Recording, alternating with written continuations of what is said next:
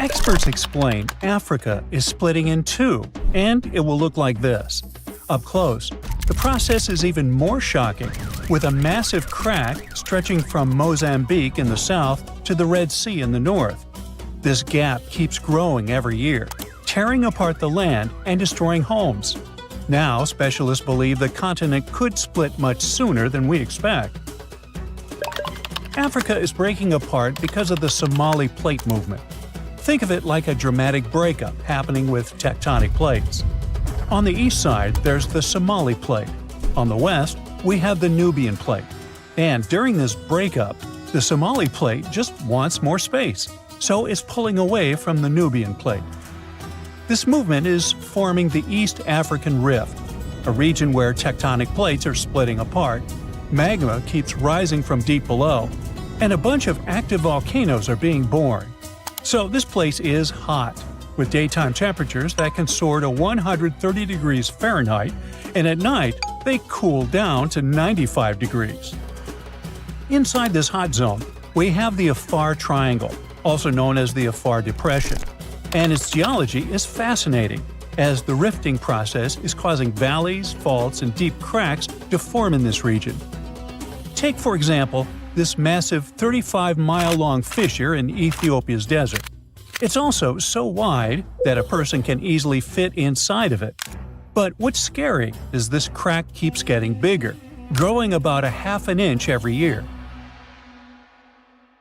The Nubian and Somali plates moving apart could also lead to a new ocean forming in Africa. This type of process isn't something new. About 150 million years ago, when dinosaurs were still around, a similar tectonic shift created the Atlantic Ocean. The continents were once all clustered together, but when a rift formed in what was Pangaea, it started pulling them apart, splitting the east and west hemispheres. So, a similar thing is happening with this gap in Africa. At some point, experts say the waters of the Indian Ocean might flood the East African Rift Valley, eventually creating a sixth ocean. Now, it's a pity you won't be able to swim in its waters during your lifetime, though. According to geophysicist Ken McDonald, who specializes in tectonic faults, this dramatic rupture could happen in 1 to 5 million years. Trust me, that's considered fast in geologic terms, and way sooner than most experts thought. Now, even though you won't get to watch Africa breaking apart, people there will still see and feel the signs. They might experience intense volcanic eruptions and strong earthquakes as this process slowly unfolds. One example is related to that scary crack in Ethiopia's desert we mentioned earlier. The fissure was created in 2005, after the area was hit by 2 volcanic eruptions and 163 earthquakes, each with a magnitude greater than 3.9. A crack this deep and long on Earth usually takes centuries to form, but in this case, it unfolded in just a matter of days. That's how powerful this event is. In fact, this kind of intense seismic activity can speed up the African splitting process, and that's why it's so hard to predict the exact time frame for the event. What we know is that people are already calling this new land the Nubian continent.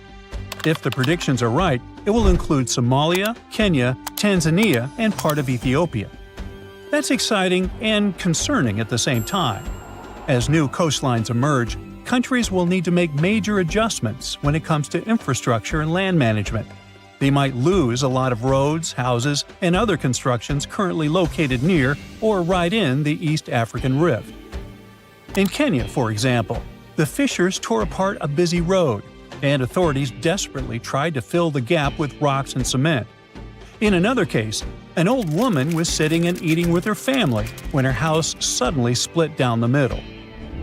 Recently, earthquakes that happened near Ethiopia's Afar region demolished 37 schools and forced about 5,000 students to leave their classrooms. Unfortunately, stories like this could become more common over the next few years. But there is a positive side to all this. Countries located in the middle of Africa, like Zambia and Uganda, could gain coastlines, and that might be great for them. Having a coast means they would get access to new trade routes, opening fresh economic opportunities. Plus, think about the tourism boom. With all those newly formed paradisical beaches, these countries could become the next big gateway spot for travelers.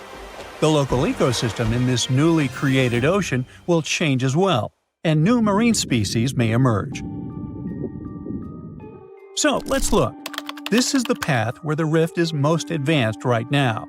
I mean, we expect this is where Africa will eventually get separated. But things could get a little more complicated. Some time ago, Michael Daly, a geologist at the University of Oxford, suggested that this rift could extend further west. And some new evidence backs up his theory, pointing out that the crack could extend south through Botswana's heartland into South Africa, and west through Namibia, all the way to the Atlantic Ocean. If these fractures widened into deep cracks, the ocean might come in and fill the gaps. Experts say Africa could split so much that it becomes an archipelago. But then again, we won't see that happening. It will take tens of millions of years for this to play out. We already know that Africa is at risk of breaking into a bunch of huge islands, or small continents. The news isn't great for Madagascar either, as the world's fourth largest island could end up being split in half. But can the opposite process happen? I mean, can new land appear as the Nubian and Somali plates move apart?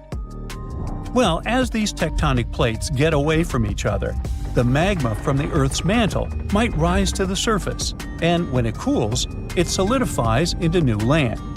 That's how other places in the world emerged, like Iceland and the Azores.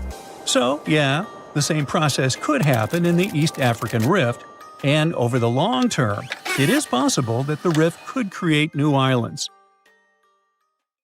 For now, all we can say is that the geology of the Afar Depression is unique. It is the most active rift system on our planet. And when I say rift system, I mean a zone where tectonic plates are pulling apart. This region brings together all kinds of events, from faults in the Earth's crust to volcanic zones to the potential formation of a sixth ocean. For experts, it's like studying the evolution of rifts up close. And since it is such an active volcanic area, it also has enormous potential for tapping into geothermal energy, that is, using heat from inside the Earth to generate electricity. 2 geothermal power plants are already producing energy in Ethiopia, one in the Ethiopian Rift Valley and the other in the Afar. Now, geologists are exploring new potential spots. When we look at that deep crack in the ground, we know it's caused by tectonic plate movement. There's no mystery there. But what we still don't fully understand is why the cracks happen exactly where they do. For example, a crack that opened up in Botswana appeared after a magnitude 6.5 earthquake back in 2017. But the epicenter wasn't in the rift zone, where the plates are moving like we would expect. Instead, it was farther south. Since it's unusual for a rift to happen without volcanic activity, this fact really challenges our traditional ideas of how continents divide. Figuring out why these cracks appear in specific spots is still a missing piece of the puzzle for experts trying to explain how Africa is splitting. Hopefully, we get some answers before the continent turns into a massive archipelago. A giant crack, more than 2,000 miles long, is splitting open across Africa. Roads, houses, even schools are getting torn apart. Now, scientists think they've finally figured out what's causing it. An enormous column of scorching hot rock called superplume, rising from deep inside the Earth. And it's slowly pushing the land apart inch by inch. This isn't a small shift though. The continent is breaking in two, and the clue to what's going on could be hidden thousands of miles away in Hawaii. And why does the United States suddenly have a role in all of this? Hang on, we'll get there. First, it's important to know this isn't new information. Africa has been slowly splitting for about 25 million years. This is happening in a region called the East African Rift System. It stretches thousands of miles from Ethiopia down to Mozambique and is the largest active continental rift system on the planet. And by that, I mean places where the Earth's crust is being stretched and pulled apart, causing faults, earthquakes, and volcanic eruptions. Scary stuff to say the least. Back in 2018, for example, a massive crack appeared near a small town just west of Kenya's capital, Nairobi. In some spots, it was about 65 feet wide. That's almost the length of 2 school buses parked one after the other. The whole thing was terrifying. It happened fast and left a trail of destruction. Roads were cut off, farms torn apart.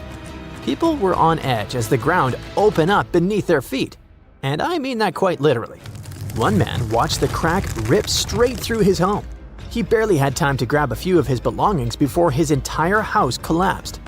Sounds terrifying, right? Since it happened in the East African Rift region, panic spread fast. The media was all over it, claiming it was proof that Africa is splitting apart. People standing near the crack thought, oh boy, it's already happening. And many still believe that today. But that's not actually the case. At least not with that particular crack. Because after the initial panic, videos and photos of it revealed clues that it wasn't related to tectonic plate movement. First clue, the 2 sides of the crack didn't match. Like trying to fit the wrong puzzle pieces together. They simply didn't line up. Second clue, the gap wasn't one continuous line. There was some kind of soiled bridges in between. All this showed it was sudden erosion. I mean, some specialists believe the crack had once been filled with volcanic ash from nearby Mount Longonot. But then the region was hit with heavy rains. When water soaked through the soil, it washed the ash away, leaving the gap exposed. Problem solved. Even after the truth came out, it was too late. This event brought the whole Africa is splitting talk back. And here's the thing. Even though that crack had nothing to do with it, make no mistake, Africa is breaking apart. That's because the continent sits between 2 tectonic plates, the Somali plate in the east and the Nubian plate in the west. The problem is they're moving away from each other, and as they drift apart, the gap in the East African Rift keeps getting wider. Eventually, the Somali plate could split completely from the Nubian plate, creating an entirely new landmass, something on the scale of Madagascar or even New Zealand. You don't have to worry though. This process is super slow. So slow that none of us will see it finished. Experts say the continent is moving apart by about 0.3 inches a year in some places. To give you an idea, that's less than the length of your fingernail. So we can say this split will take millions of years, which is good news for the people living there. But that doesn't mean they won't feel the effects of this slow break. In fact, they're already happening. Take Ethiopia's Afar region, for example. Back in 2005, this area showed just how unpredictable the rift can be. In a short period, 420 earthquakes hit the area, opening up a massive fissure. What usually takes centuries happened in just a few days, completely challenging what scientists thought they knew about the speed of geological changes. Back then, the crack stretched for more than 35 miles, and life around it is still far from easy. Recent earthquakes destroyed much of the local infrastructure. 37 schools were damaged, leaving 5,000 students without classrooms. And that was just one part of the damage. As the tectonic plates keep moving apart, water will eventually flood into this region, creating a brand new ocean, according to some predictions. Countries like Zambia and Uganda, which are landlocked today, could one day have a coastline. That could be great news for them, as it might open up new trade routes and completely reshape their economies. Don't get too excited though. We won't be diving into the waters of this 6th ocean anytime soon. The splitting process will take another 5 to 10 million years. But it's tough to say exactly when, since big seismic events, like earthquakes, could make it all happen faster. So here's what we know. The Somali plate and the Nubian plate are in the middle of a dramatic tectonic breakup, slowly moving apart. Africa is breaking in two. Earth will probably gain a new ocean because of it. But until recently, we didn't know exactly what was triggering all of this. Like, yeah, those tectonic plates are moving, but why? I mean, is this massive geological process being driven by something happening in Earth's mantle? Or could it have a much larger, deeper source? Well, scientists think they may have finally cracked the mystery. They believe the continent is breaking apart because there's a deep mantle superplume. a huge column of hot rock beneath the East African Rift System. Think of it as a massive subterranean hammer pushing upward, pressing against the crust, and slowly cracking it apart.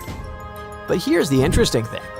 Scientists reached that conclusion thanks to something that happened in a completely different part of the world, Hawaii. Under this US state, there's also a plume of super hot rock rising from deep inside the planet. It melts the crust above it, and that's what fuels Hawaii's volcanoes. As the Pacific Plate drifts over this plume, molten rock breaks through in new spots, creating volcano after volcano. Over millions of years, that's how the Hawaiian Islands were formed. This Hawaiian plume contains noble gases like helium and neon. And you know where else scientists found those same gases? That's right, beneath the East African Rift System. Bingo! That discovery backed up the theory that a superplume is driving what's happening in Africa. And we call it super because it might be massive. You see, these same gases have been found in volcanic rocks from Kenya all the way down to Malawi. So everything points to the existence of a single superplume that stretches from the Indian Ocean to the Red Sea, not a bunch of several isolated sources. If their data and research are correct, scientists estimate that this superplume beneath Africa likely starts at the core mantle boundary, which is located about 1,800 miles deep inside the Earth. While the East African Rift System's chemical signatures are similar to those found in volcanic rocks in Hawaii, they're not identical. The Hawaiian plume is thought to be a narrow, rising stream of hot mantle, a bit like the movement inside a lava lamp. Africa's plume might be shaped differently, more like a large mass of hot, buoyant material rising from deep within the Earth. As it reaches the surface, this hot material hits the colder, solid outer layer and spreads out, pushing hard enough to crack it open and trigger intense volcanic activity across the region. And if this theory is right, we're watching a slow but unstoppable force that will redraw Africa's map and change the continent forever. Imagine there is a huge crevice right under your house. What would you do? Probably pick up your belongings and evacuate the structure. This is what happened to one Kenyan back in 2018. A massive crevice formed almost overnight under his home. The man escaped to safety, but the event revealed a deeper issue, much deeper than most people thought. The crevice appeared after a month of heavy rainfall. This part of the country west of the Kenyan capital of Nairobi sits in a seismically active region. The massive hole in the ground was covered with ash from a nearby dormant volcano. The crevice in the ground ran for miles, and it was 65 feet wide in some places. It was as deep as the Hollywood sign is tall. The gaping hole damaged a vital local road. People soon dubbed it the Grand Canyon. But this is no laughing matter. The same thing happened in 2023. Kenya's highway authority had to close the busy road for repairs once again. Preliminary reports showed that heavy rains were the likeliest cause. The rupture itself is part of the Great Rift Valley. It extends from Jordan in the north to Mozambique in eastern Africa. Its total length is nearly 1.5 times the distance from New York to Los Angeles. Rift valleys are located all over the planet. They're lowland places where tectonic plates move apart or rift. These are huge slabs of rock in Earth's outermost layer. They rest on molten rock underneath, which makes them unstable. Tectonic plates are constantly on the move. They can bump into each other, or one plate can go under another. This can occur both on land and at the bottom of the ocean. Continental rifts are less frequent than the ones we find underwater. The East African Rift is one of 4 major ones. The nearby Arabian Plate has been on the move for the last 30 million years. When it separated from the African mainland, it created the Red Sea and the Gulf of Aden. When you look at the physical map of Africa, it looks like one contiguous landmass. But when you dig deeper, quite literally, you realize it rests on 2 tectonic plates. The Nubian one carries most of the continent. The smaller Somali Plate holds the Horn of Africa. The crevice in Kenya appeared in the rift valley between these two plates. That's because they're moving away from each other.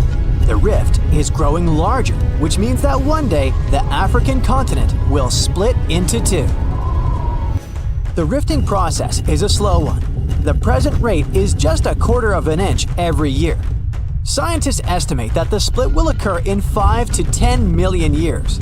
Some experts place this event 50 million years into the future. The end result will be two African subcontinents. They will be separated by a body of water that will become our planet's 6th ocean.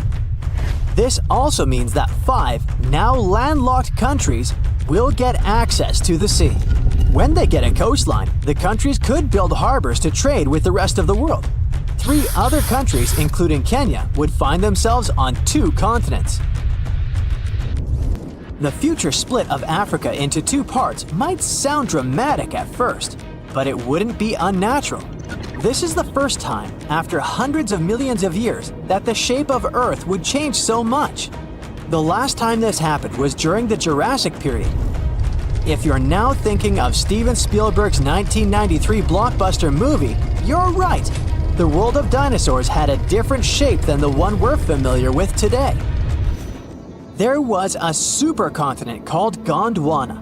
It included today's South America, Antarctica, India, Africa, Arabia, Madagascar, and Australia. Then, around 180 million years ago, things started to change. Earth was starting to take its familiar shape.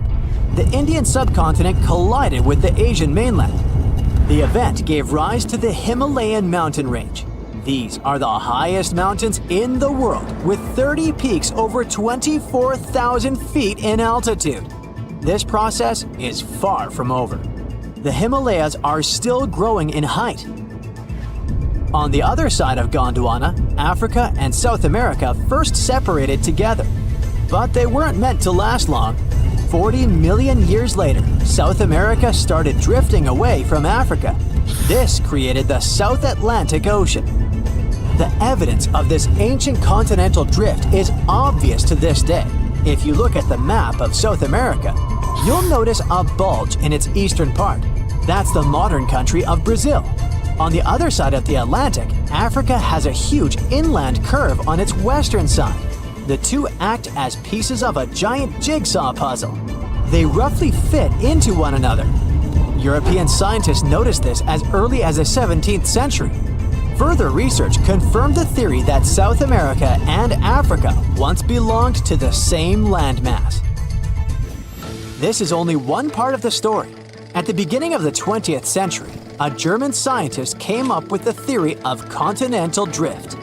He believed that all of Earth's continents were once part of a supercontinent called Pangaea. The name comes from Greek, and it means all of the Earth. Makes sense, doesn't it? It was surrounded by the oceanic ancestor of the Pacific Ocean. Some 200 million years ago, this gigantic landmass was home to many animal and plant species. Thanks to them, scientists could piece together what our planet used to look like. For example, Mesosaurus was a giant freshwater reptile that existed during the Cretaceous period.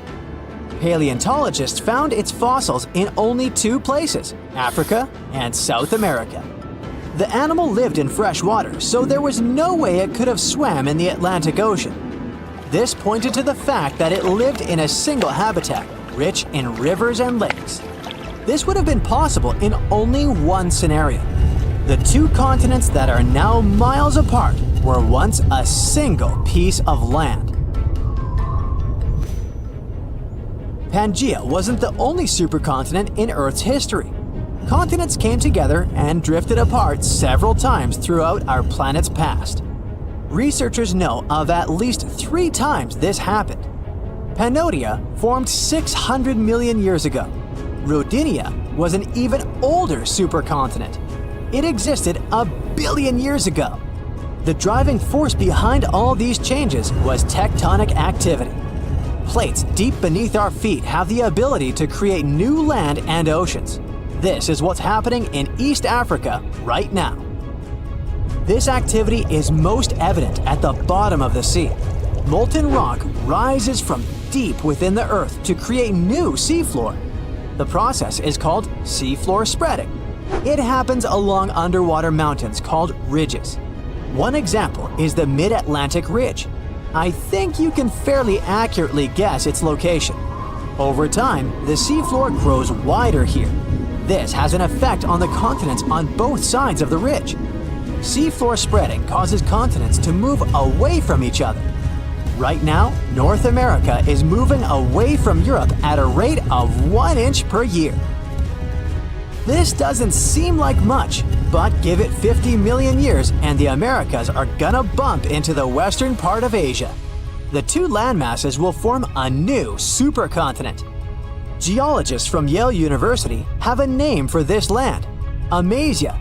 Talk about rushing before the ore.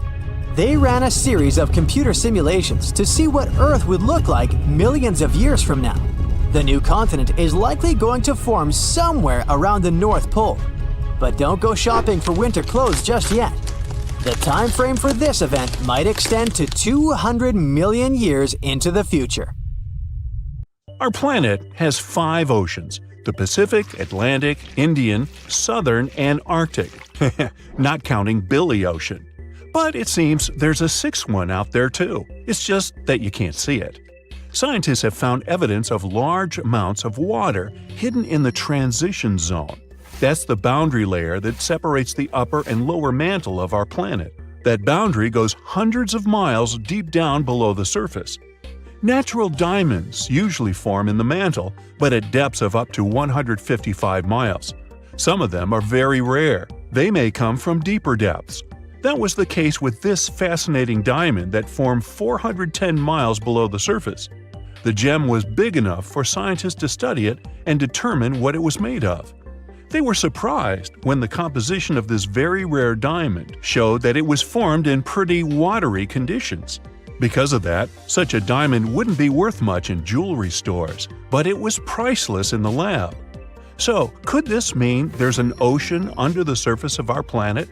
It would definitely get us closer to the idea Jules Verne had about this whole magical secret world inside Earth, including the ocean. But that's not exactly the case. The water is there, true, but it's not like you can enjoy the view watching waves splashing around like on the surface of our planet. The water is actually stored within the minerals. That's why this area is so wet. Let's now move to Africa to keep up with the story, or to be more specific, to a spot called the Afar region. It's part of Ethiopia and a place where 3 tectonic plates meet. Tectonic plates are large pieces of our planet's crust that slowly move. These movements cause earthquakes and produce volcanoes, mountains, deep underwater valleys we call trenches, and so on. And the Afar Valley is where the Arabian, Somali, and Nubian plates meet. Together, they form an intersection in the shape of a Y. Why? Let me tell you. These plates are moving all the time. The Somali plate is moving southeast toward the Australian and Indian plates. The Arabian plate is moving north, getting closer to the Eurasian plate. At some point, it will close the Persian Gulf. This movement of plates has created something we call the Great Rift Valley, considering there are, all these cool rifts. The Aden Ridge to the east, the Red Sea Rift to the west, the Oculus Rift and the East African Rift to the south. But the East African Rift is something we want to focus on, because this one could be the key to this potential 6th ocean, but this time on the surface. A continental rift is a spot where 2 tectonic plates that form a single continent start to separate. Here it's the Somali and Nubian plates. Together, they're parts that make up Africa. If they keep moving in separate directions, this currently continental rift may become what we call an oceanic spreading ridge. In other words, when the plates are far enough apart from each other, there will be an enormous crack between them. This way, magma will freely flow up from beneath them.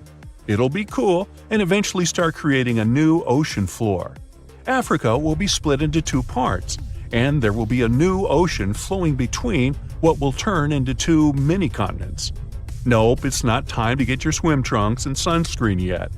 Even if the Somali and Arabian plates do move far enough to form an oceanic spreading ridge, It'll take millions of years before this happens. So I guess it's more interesting to stick to exploring this sixth ocean below the Earth's surface for now. The idea of subsurface oceans goes beyond the borders of our planet. It's possible many moons and planets out there have them too. Our home planet is the only one we know about with consistent bodies of liquid water on the surface, true. In our solar system, we circle around the Sun in something called the habitable zone. The temperature and atmospheric pressure within this zone allow water to remain in liquid form all the time. But a couple of moons in our solar system could also contain significant amounts of water under their surface. Enceladus, one of Saturn's moons, is the first one. Enceladus is a small frozen ball, 7 times smaller in diameter than our moon, but it's the 6th biggest moon of Saturn. Nearly a decade ago, a spacecraft found evidence that there was a large ocean under its surface. It found and sampled water from the eruptions that resembled geysers. A geyser is a rare type of hot spring that erupts and sends jets of steam and water into the air. You know, like Old Faithful in Yellowstone? Well, this water was erupting through fissures in the ice at the south pole of the moon. That means there might be a liquid ocean under the thick layers of ice. The ocean there is almost nothing like ours. The ocean on Earth is relatively shallow, on average 2.2 miles deep, and it covers 3/4 of our planet's surface. It gets colder the closer you come to the seafloor, and is warmer if you stay close to the surface because of the sun's rays. But the subsurface ocean on Enceladus is at least 18 miles deep. It's cooler at the top because that part is near the ice shell, and warmer at the bottom because of the heat coming from the moon's core. But both our ocean and the ocean on Enceladus are salty. Enceladus is one of the few places in our solar system that has liquid water, which makes it an interesting spot to search for signs of life. Another one is Europa, one of Jupiter's moons. Scientists think similar eruptions of water could be happening there. Knowing there are such geysers there tells us these moons have their own source of energy. Maybe the energy that makes the water erupt comes from gravity or radiation. The same energy could keep a large body of liquid water under the ice. It could even support some forms of life. There are thousands of planets beyond our solar system that orbit other stars. Some are even in the habitable zone. Over 1/4 of the ones that we know about could have liquid water, but the majority of them probably have oceans under their surface, like Enceladus and Europa. Pluto might be on this list too, since it's possible it hides a liquid ocean under its thick frozen shell. This subsurface ocean likely formed long after the dwarf planet did, after the heat coming from radioactive elements in Pluto's core melted some of its ice. There's also something called water worlds. Those are moons or planets with global oceans that are more common than we thought. I mean, some call Earth a water world too. 71% of its surface is water after all.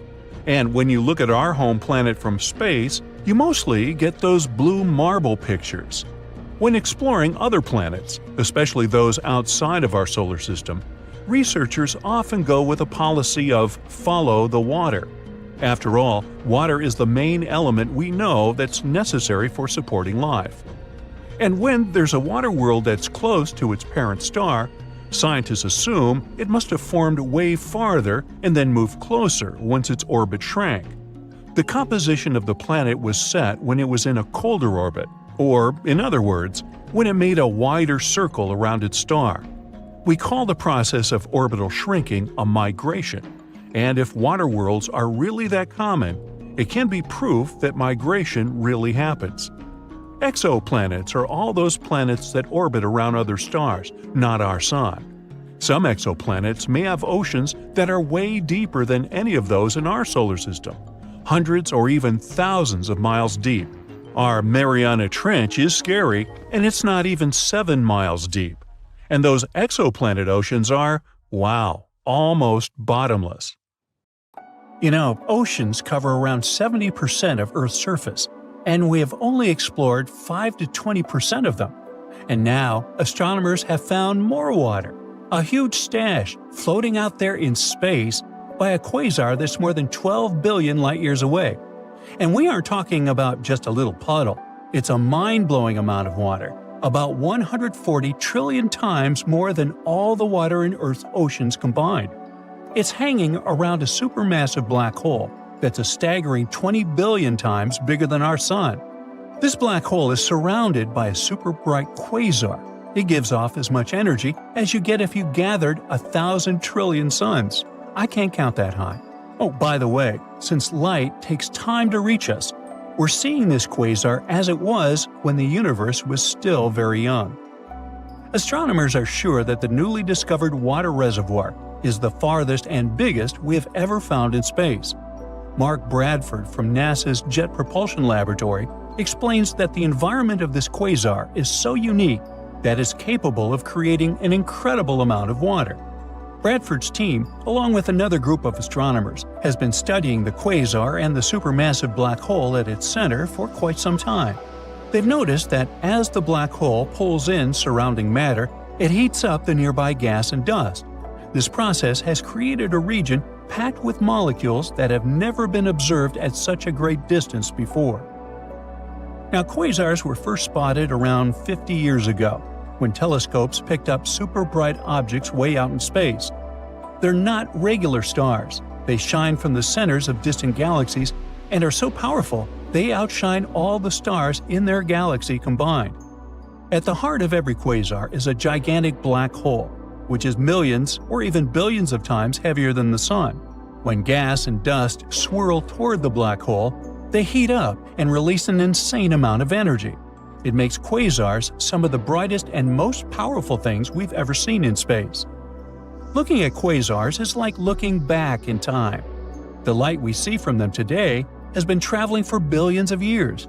It gives scientists a peek at what the universe looked like way back in the past. Quasars can help us understand how galaxies formed, how matter spread out, and how the first cosmic structures came together. Some quasars shoot out massive jets of superfast particles. Stretching across space, they can sometimes change entire regions of the universe. But let's get back to that space water, or rather water vapor. When astronomers discovered it, it was floating around the quasar, spread across a huge area hundreds of light-years wide. For comparison, just 1 light-year is about 6 trillion miles. Even though the gas there is incredibly thin, unlike what we're used to on Earth, it's much warmer and denser than the gas found in most other galaxies, including our own Milky Way.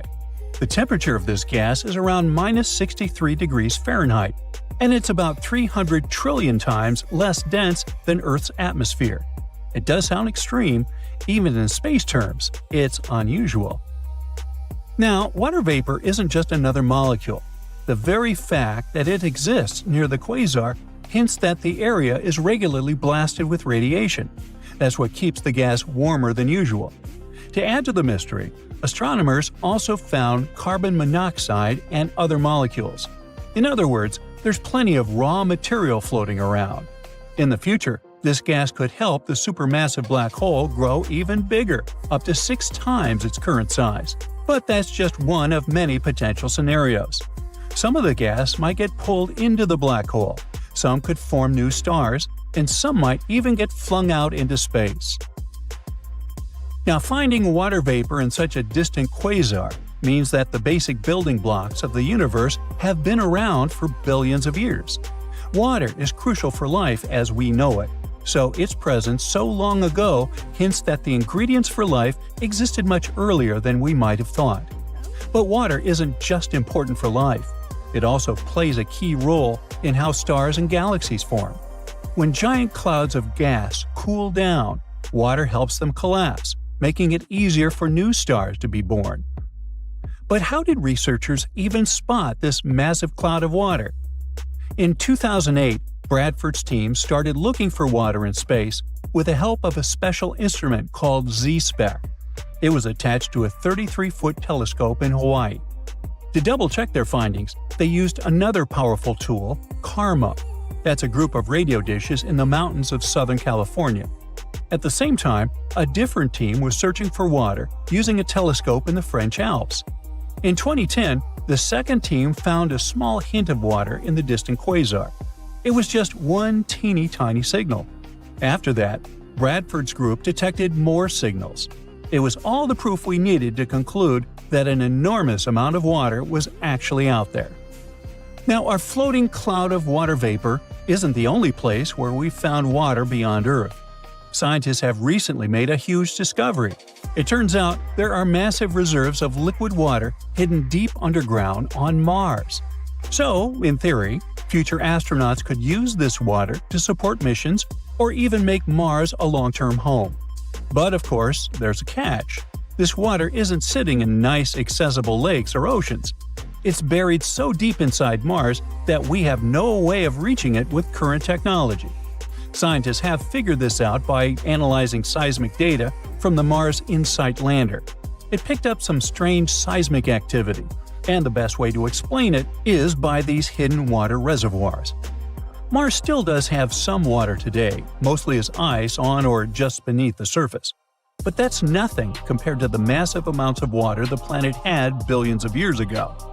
The big mystery is, where did all that water go?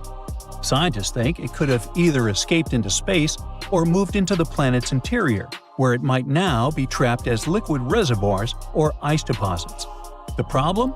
We have no way of measuring how much water Mars lost. So for now, that question remains unanswered. Earth's moon has water too, but not in the way you might think.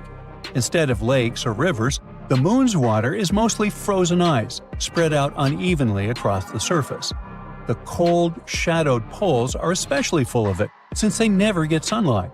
A lot of this ice is also mixed in with lunar soil and buried deep underground, making it super tricky to get to. Then there's Enceladus, one of Saturn's moons. It's tiny, just 314 miles across. It's small enough to fit inside Arizona. I think we should try that. Anyway, when NASA's Cassini space probe arrived at Saturn, scientists expected Enceladus to be a barren, frozen world. But instead, they saw huge plumes of icy particles and water vapor erupting from geysers near the South Pole.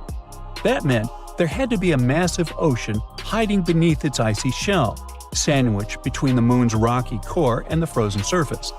The fact that this ocean is active and constantly sending material into space makes Enceladus a top candidate for future exploration. We also have Europa, one of Jupiter's moons, and one of the most promising places to search for alien life. Europa has a gigantic saltwater ocean that could be 40 to 100 miles deep. This means it might hold more water than all of Earth's oceans combined. But there's a big obstacle. This ocean is hidden under a thick ice shell, which scientists think is 10 to 20 miles deep. Europa's ocean stays liquid because of tidal forces from Jupiter's gravity. The planet's massive pull stretches and squeezes the moon, creating friction, which heats up the interior, stopping the ocean from freezing solid. And the most exciting part is that scientists think water plumes might be erupting from cracks in Europa's ice, shooting ocean water into space. Now, if that's true, we could potentially sample the ocean without having to drill through miles of ice. But there are still a lot of unknowns. How big are Europa's water reservoirs? How quickly do they refreeze? And how does the intense temperature and pressure affect the ice? Scientists are eager to figure this out because Europa's ocean is one of the best bets we have for finding extraterrestrial microbes somewhere in our solar system. India could split horizontally into two parts as it runs into Eurasia. The movement of the Indian plate that includes most of modern South Asia is causing the Himalayas to grow. This process started around 60 million years ago when the plate first bumped into Eurasia. Scientists from the Netherlands have used the power of an AI simulator to see what this region will look like one day. The computer model showed that the Indian subcontinent will merge with the Horn of Africa in approximately 200 million years. The present-day cities of Mumbai and Mogadishu will become next-door neighbors. They will sit along the newly formed mountain chain scientists provisionally named the Somalaya. On the other side of this geological formation, Madagascar will connect with Sumatra, while Calcutta and the island of Mauritius will occupy the same region. Sri Lanka would cease to exist as it becomes part of the Indian mainland. Further to the north, scientists predict that the Himalayas are going to increase in height in the foreseeable future. As the Indian plate continues to mile northward, there will be major changes to the surrounding landscape. The present fault line will drift further south. Tens of thousands of years in the future, there might be no Nepal. The Himalayan range will have expanded sideways to fully engulf the mountainous country. And there may be way more earthquakes in this part of the world because of this movement. Most researchers agree the speed at which India is moving northward into Eurasia is barely 1/10 of an inch every year. Some of them think this is happening because of the plate's buoyancy. It prevents the Indian plate from sinking into the mantle, which gives Tibet its elevated topography. Other scholars believe that the structure is buckling under the pressure. The process resembles what happens to a sheet of paper when you push it horizontally against a wall. As you apply more pressure to its edge, the sheet starts to rise in the middle. In the real world, this bulge would be the Tibetan Plateau. A recent theory gives us the third explanation for the process. Their paper still has to undergo peer review, but the findings are intriguing. The international team of researchers introduced a new concept: the delamination of the Indian plate. This term simply means the separation of layers in a material that is supposed to be bonded together. Think of a sandwich that has cheese and ham slices between two buns. Take one of those layers out of the sandwich and you get delamination.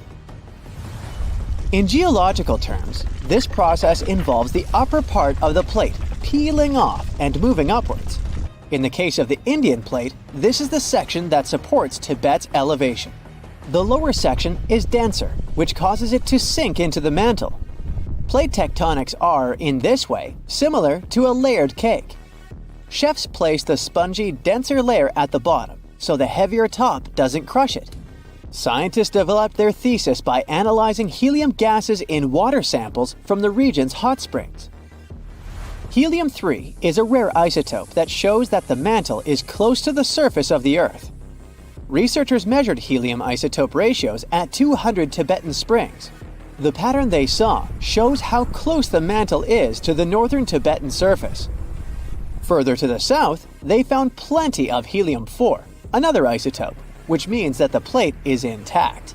It forms a barrier that helium-3 cannot penetrate, except in one region near Bhutan, in the eastern part of the Himalayas.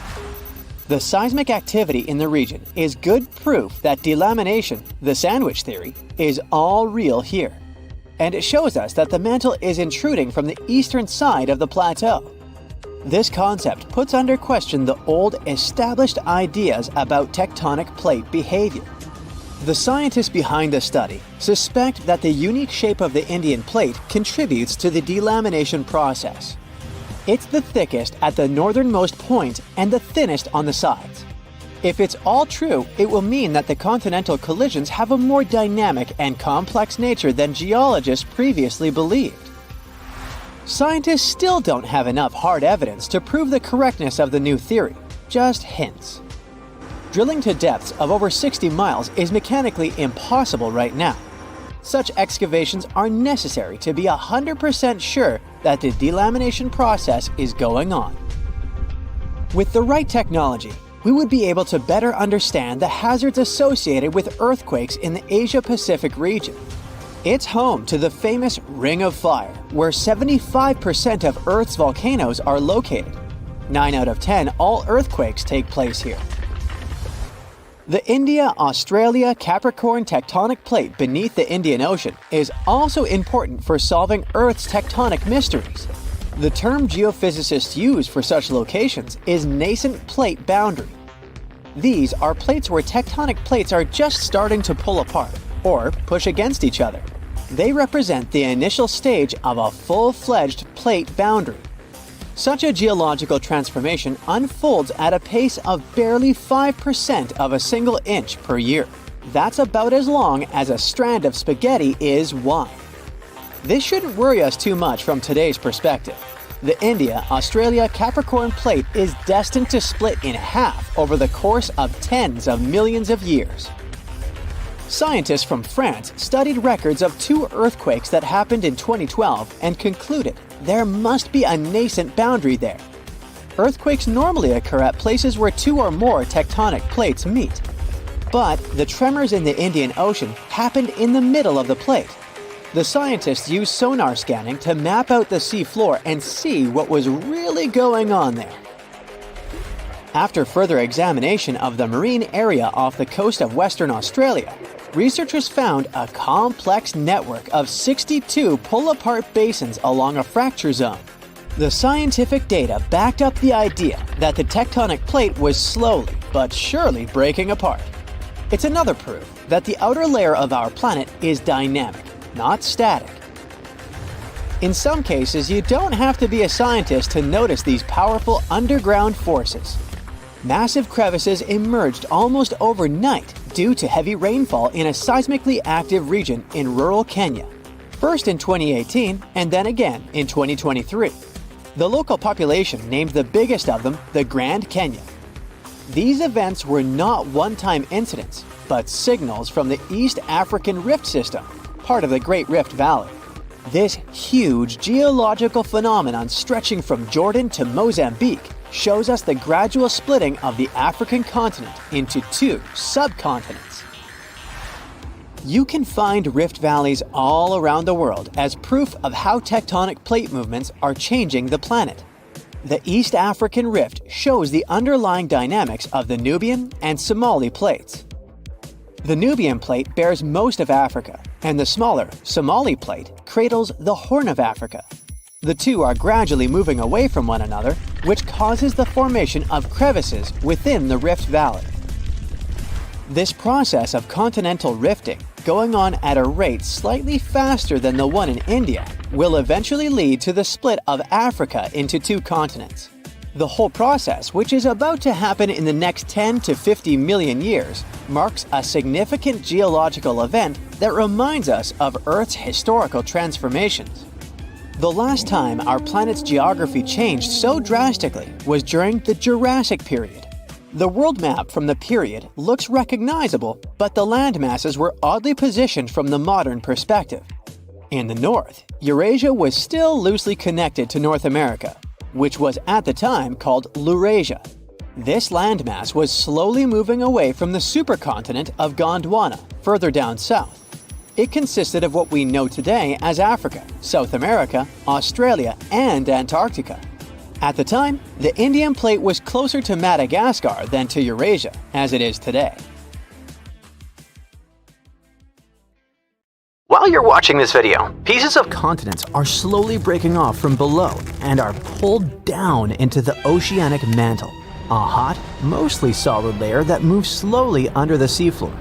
As soon as these fragments reach the mantle, they can trigger volcanic eruptions in parts of the ocean where there are no volcanoes. Plus, when continents break apart, it happens not only at the surface, but also deep down. But more on that later. This process can continue for tens of millions of years. The new study shows that Earth's insides are even more dynamic than we thought. It also explains why many volcanic islands, including Christmas Island in the Northeast Indian Ocean, contain unusually high levels of certain chemical elements. The thing is, these elements are normally only found in continental crust. Well, scientists did suspect that these elements showed up because some powerful forces deep inside the Earth took old, recycled pieces of rock and mixed them into the mantle.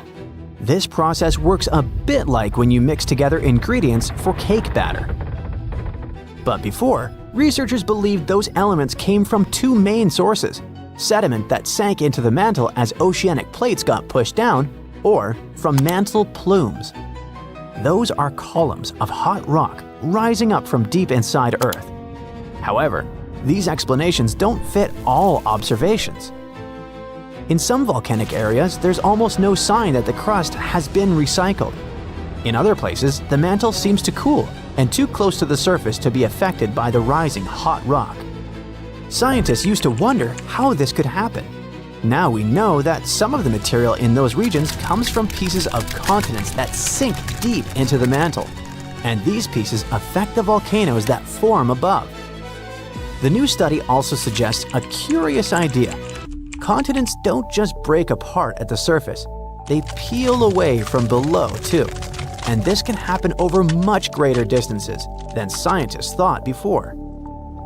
Researchers used simulations to figure out how continents and the mantle behaved when stretched by tectonic forces. Their work is built on earlier research showing that when continents split, deep, powerful forces inside our planet create a mantle wave. This wave moves along the base of the continent at depths of about 90 to 125 miles. The wave moves extremely slowly, about a millionth of the speed of a snail, and gradually strips material from the roots of the continents. These peeled-off fragments are then carried sideways, sometimes more than 620 miles, into the oceanic mantle. Once there, they can trigger volcanic eruptions in the ocean for tens of millions of years. The research also shows that the mantle continues to feel effects of continental breakup long after the continents themselves have separated. Even after a new ocean basin forms, the mantle keeps moving, reorganizing and transporting enriched material far from where it originally came. To make this conclusion, researchers studied geochemical data from different parts of the Earth, including the Indian Ocean Seamount province. That's a chain of volcanic formations that appeared after the supercontinent Gondwana had broken apart over 100 million years ago. Their computer models and chemical tests showed that right after the supercontinent Gondwana broke apart, a lot of magma with unusual chemicals pushed up to the surface. Over millions of years, this chemical signature slowly faded as less material came up from under the continent. The most unexpected discovery is that this happened without any help from those deep, hot columns of rock scientists used to think were needed. Now, to get an even clearer picture, let's sneak a peek into our planet's insides. Earth is about 4.6 billion years old. It was born from a huge cloud of dust and gas that slowly cooled, shrank, and hardened into the planet we know today. As it cooled, heavy metals like iron and nickel sank to the center, and lighter, rocky materials floated upward. This created the Earth's layered structure, with each layer having its own unique properties. The crust is like Earth's skin. It's our planet's outermost layer, made of solid rock. It's broken into huge pieces called tectonic plates that slowly drift over time. There are two kinds of crust: oceanic crust and continental crust. The oceanic crust is about 4 to 6 miles thick. It's covered with a thin layer of sediments like sand, clay, and shells. Below that are dense rocks like basalt, rich in magnesium. As for the continental crust, it's thicker than oceanic crust and is located under continents. It's made of lighter rocks than oceanic crust. Beneath the crust is the mantle. It makes up more than 75% of Earth's volume. The top of the mantle is pretty rigid, but deeper down it becomes soft and partially molten, which allows it to flow slowly. This flow is what moves the tectonic plates. At the center of the Earth lies the core. It's made mostly of iron and nickel and has two distinct layers, the outer core and the inner core. The outer core is a liquid layer of iron and nickel. It's insanely hot, up to 10,800 degrees Fahrenheit, as hot as the surface of the sun. The outer core also generates Earth's magnetic field, which protects us from harmful solar radiation. The inner core is solid because of the crushing pressure inside the planet. It's also made of iron and nickel. Now, the Earth's outer shell, called the lithosphere, is made up of the crust and the uppermost part of the mantle. It's broken into large pieces, called tectonic plates. There are a few super large plates and many smaller ones. 6 of the major plates are named after the continents they carry, like the North American, African, and Antarctic plates. but even those smaller plates play an important role. For example, the tiny Juan de Fuca plate is responsible for many of the volcanoes in the Pacific Northwest of the United States. The plates are moving like a jumble of old conveyor belts. They move very slowly, about 1 to 2 inches per year. But over millions of years, this movement shapes the face of our planet. Most earthquakes, volcanoes, and mountain building happen where plates meet, pull apart, or slide past each other. There are 3 main types of plate boundaries: convergent, when plates move toward each other; divergent, when plates move apart; and transform. That's when plates slide sideways past each other. When tectonic plates collide, the crust crumples and buckles, forming mountain ranges. About 55 million years ago, India crashed into Asia, slowly creating the Himalayas, the tallest mountains on Earth. The collision continues today, so the mountains are still rising. Mount Everest, the highest point on Earth, may even grow a tiny bit taller over time. At some convergent boundaries, an oceanic plate dives under a land plate in a process called subduction. The land above lifts up, forming mountains, and the sinking plate melts and triggers volcanic eruptions. This is how some mountains in the Andes of South America were formed.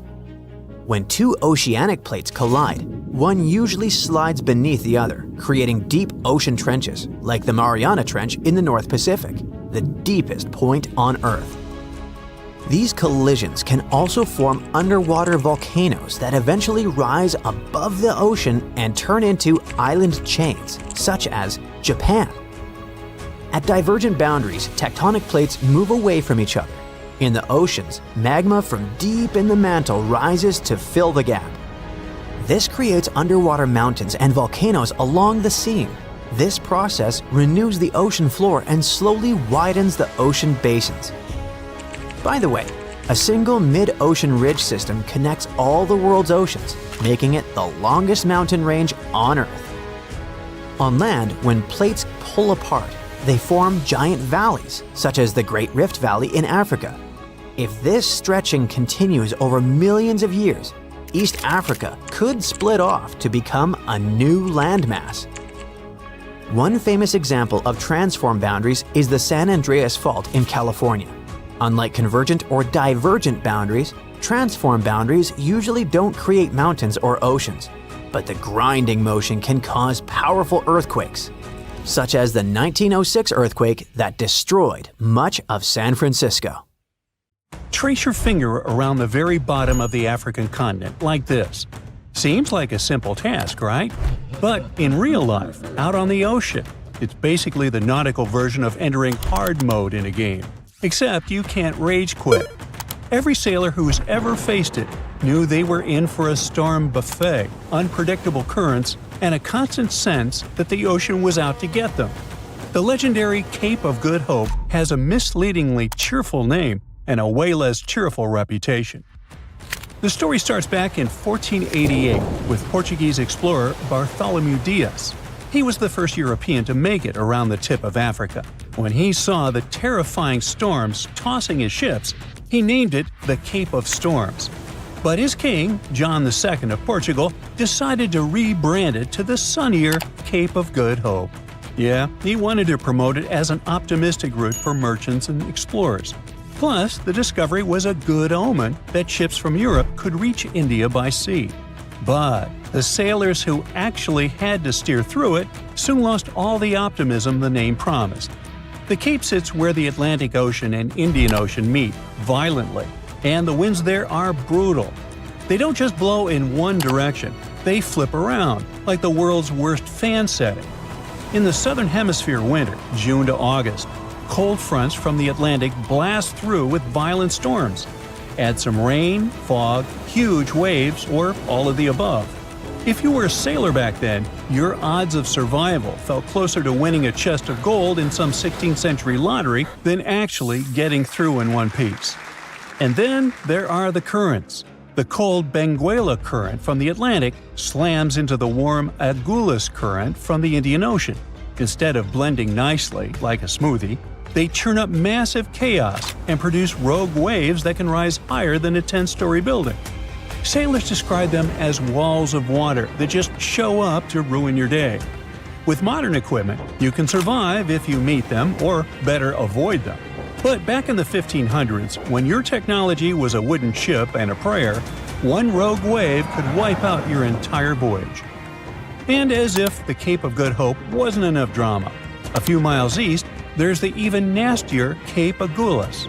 This spot is the southernmost point of Africa, where the Atlantic and Indian Oceans officially meet.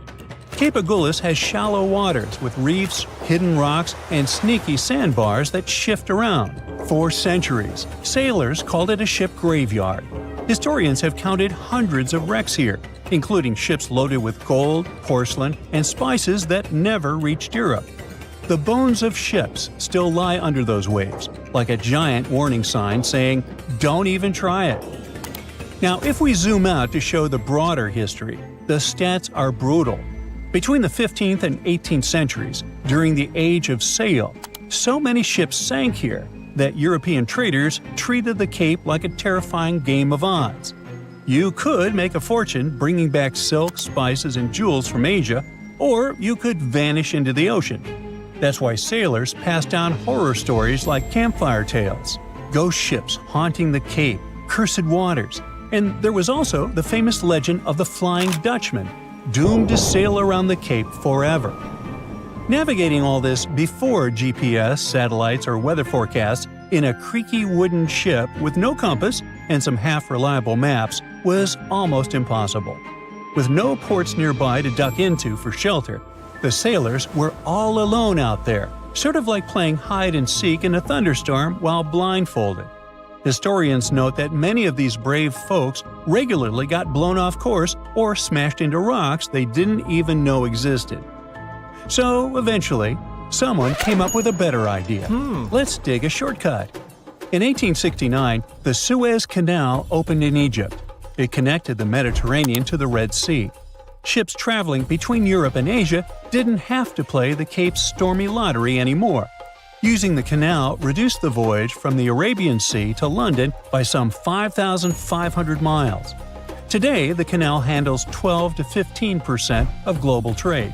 That means millions of containers, tankers, and cargo ships take the safe shortcut instead of risking the so-called Cape of Storms. Now, there's another, less famous danger zone too, Cape Corrientes in Mozambique. Portuguese sailors dreaded it in the 1500s and called it a ship-eating monster. Its name literally means Cape of Currents, because the water there rushes with insane force, strong enough to throw ships off course and onto the shore. Historians estimate that up to 30% of Portuguese ships sailing the India route were lost there. So even before they reached the Cape of Good Hope, they could already be sinking. Now, let's not forget the economics. Sailing around Africa wasn't just risky, it was expensive. More days at sea meant more food, more water, and more exhausted crews. Losing ships to storms was costing millions of dollars in today's money. Insurance companies dreaded covering voyages around the Cape because the odds of having to pay out a claim were so bad. When the Suez Canal opened, it wasn't just about saving time, it was about cutting the cost of disasters. Even today, with modern radar, weather forecasts, and GPS, rounding the Cape isn't a walk in the park. Of course not, it's water.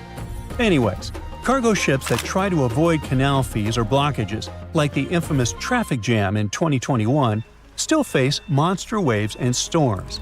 Technology can predict the weather, but it can't stop the ocean from throwing a tantrum.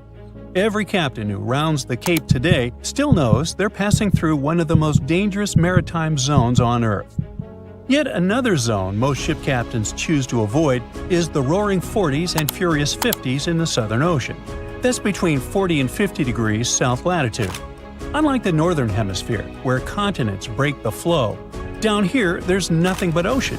It's an endless highway for storms with no speed limit. Sailors gave this zone its dramatic nickname because when you're here, the wind doesn't whisper, it screams. Scientists have confirmed that these roaring winds can hit speeds up to 125 miles per hour. And screaming winds mean screaming seas. Waves in the roaring 40s can reach heights that make skyscrapers jealous, smashing against ship hulls with the force of a battering ram. Historically, clipper ships braved these waters to shave time off their voyages between Europe and Asia, but they paid the price with torn sails, broken masts, and sometimes entire crews swallowed whole by the sea. Even today, modern vessels avoid the 40s unless they have no choice. There are safer paths, routes that might take longer but aren't this risky.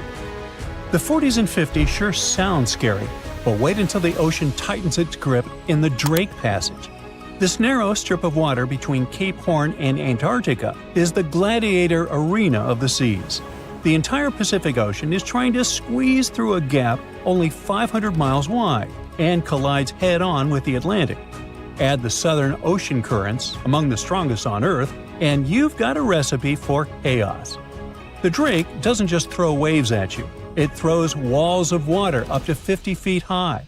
Ships here don't ride the ocean, they cling to survival, like toys tossed in a washing machine on the highest spin cycle. The reason it's so brutal is pure physics. With no landmasses in the Southern Ocean to slow down wind or current, the Antarctic circumpolar current races around the globe. When it slams through the narrow funnel of the Drake, it accelerates like a jet engine. Storms roll in uninvited, and icebergs drift lazily into shipping lanes, ready to take a ship down any moment. Even experienced sailors describe the Drake as unpredictable. It's calm one moment, chaos the next. Historians note that before the Panama Canal opened in 1914, every ship heading from the Atlantic to the Pacific had to pass through here, and countless ones never made it. Today, cruise liners and research ships still brave the passage to reach Antarctica, but with enough seasickness bags to remind passengers that they're not on a pleasure cruise. They're crossing one of the most dangerous ocean stretches on the planet. Miami's luxury towers have everything. Car elevators, rooftop pools, celebrity neighborhoods, and something completely unexpected called gradual descent. A new study shows dozens of beachfront high-rises are slowly sinking into the ground. Just a couple of inches over a few years and still moving. What's going on? And is it going to get worse? Let's find out. When you look at a map of South Florida, the city of Miami is mostly on the mainland. Just off the coast lies a long barrier island. That's Miami Beach, the stretch you see in most drone shots and travel clips. Fancy cars, the beach, the clubs, the glass towers right next to the water, that's all on this island. But it didn't always look like that. For a long time, this area was mostly older hotels and simple apartment buildings. As prices went up and richer buyers started chasing ocean views, developers began knocking those down and putting luxury high-rises in their place. Floor by floor, that island turned into a narrow wall of glass facing the Atlantic Ocean. Now, here's the problem. Miami Beach sits only 4 to 5 feet above sea level. That's barely enough height for comfort. Each fall, king tides push water up through drains and across certain streets on bright, clear days. The flooding sometimes gets so bad that locals could kayak through parking lots for fun. That might sound like a funny video, but for researchers, it raised a serious question. Could the same landscape be shifting beneath the towers too? Some buildings had already shown signs of movement, and the question became whether the ground itself was still settling under all that concrete and steel. To find out, scientists used a method called INSAR, which stands for Interferometric Synthetic Aperture Radar. It works by having satellites scan the same spot on Earth over and over using radar to detect tiny changes in elevation. It's like watching a tower in slow motion from space, tracking whether it holds steady or slowly sinks. Those scans stack hundreds of satellite passes over the same balcony corners and roof edges. It's the same kind of radar NASA uses to track volcanoes and ground shifts. With enough images, researchers can spot motion as small as the thickness of a credit card. Between 2016 and 2023, they focused on this section of coastline from Sunny Isles to Miami Beach. The data showed that at least 35 high-rise buildings had moved downward over that period. In some cases, the ground had dropped just under an inch. In others, it was closer to 3. That may not seem like much, but over a short time, and in structures this heavy, it means something's off. These weren't new buildings under construction. Most were already finished, which makes the continued movement unusual. In theory, they should have settled and stopped, but they didn't. So what exactly is making the ground sink under these towers? Let's look underground, specifically right under these nice-looking buildings. Beneath the island is a mix of sand and Miami limestone. It is strong enough to build on, but it behaves more like hardened coral than solid mountain rock. Water moves through it, pressure moves through it, and sometimes the ground shifts in ways engineers can't properly predict. One possible explanation is something called creep deformation. It sounds like a villain from a B-movie, but it's actually a slow-motion rearranging of particles under constant pressure. Imagine parking a heavy truck on soft ground. It makes little dents right away, but if the truck stays there for a long time, those dents slowly get deeper. The ground keeps squishing a tiny bit at a time. That slow squishing is what might be happening under these buildings. But it's not just the weight. Construction itself can wake the ground up. Pile drivers, excavation, and heavy machinery can shake the sandy layers enough that older buildings nearby start shifting again. The study also found that some of the newer towers showed stronger movement overall, likely because the soil beneath them was still adjusting after recent construction. And then there's the water. The limestone underneath acts like a sponge, soaking up water from the ocean below and the rain above. When that water moves around, it quietly eats away at the rock and shifts the sand that holds everything up. That's how the ground slowly loosens. So, we have a spongy ground, heavy buildings, and the constant shaking from construction. Plus, water flowing through the rock. Over time, all of that adds up. It presses down just a little at first, then a little more. We're only talking inches, but even small uneven shifts can be enough to make engineers nervous. So, what does this mean for the buildings and all the people making social media reels? Probably, and hopefully nothing. At least not tomorrow. We're still far away from disaster movie scenarios. Structures won't topple over. There won't be sudden sinkholes swallowing cars. It's not how it works. But this problem does raise some eyebrows, especially after what happened just a few miles north in Surfside. In 2021, the Champlain Towers South partially collapsed. It was a huge tragedy that Miami will remember forever. That disaster didn't happen just because the ground moved. Issues kept piling up slowly over the years. Engineers discovered cracks, rust, and bad drainage. The building was falling apart from all sides, and then it was too late to do anything about it. But since then, the city has been paying more attention. Engineers are reassessing older buildings near the coast, and local officials are pushing for stricter inspections. The radar data doesn't mean a building is unsafe, but it can be an early warning. A signal that something deserves a closer look. For residents, though, there's a catch. Right now, there's no rule that says developers or building managers have to monitor ground movement with satellite scans. The study didn't involve teams going inside or taking core samples. It was just a space-based scan from above. If you zoom out from the sinking tower drama and look at that long strip of land, it's already one of the weirdest pieces of real estate on the planet. A good portion of the Miami lifestyle is literally fake land. Star Island, Palm, Hibiscus, the Venetian Chain, and a bunch of other spots started as sand at the bottom of Biscayne Bay. The bay was dredged in the 1920s. The sand was piled into islands, and developers turned those piles into celebrity neighborhoods where houses now cost tens of millions of dollars. Some of the richest people on Earth treat this area like their private game board. Fisher Island, just off South Beach, currently has the most expensive zip code in the United States, with a median listing price in the 8-figure range. A bit farther up sits Indian Creek, known as the Billionaire Bunker. It has only 41 houses, its own police force, and neighbors like Jeff Bezos and Tom Brady. One empty 1.8-acre lot there was recently listed for around $200 million, just for the dirt and the view. And all of this floats along the edge of Biscayne Bay. next to an actual national park full of beautiful marine creatures like dolphins, manatees, and sea turtles. More than 100 bottlenose dolphins live in and around the bay year-round, racing past boat docks and tall condos like they're extras in someone else's movie. So, what happens next? Engineers keep scanning, inspectors keep checking, and everyone online keeps posting drone shots like nothing odd is happening under their feet. That's Miami, a strange blend of glamour and physics that never quite behaves. It's not a crisis, it's a maintenance routine. As long as the people in charge pay attention to quieter signals like slow dips in elevation or small structural changes, the skyline should hold. Maybe it settles a bit, maybe it stretches and groans.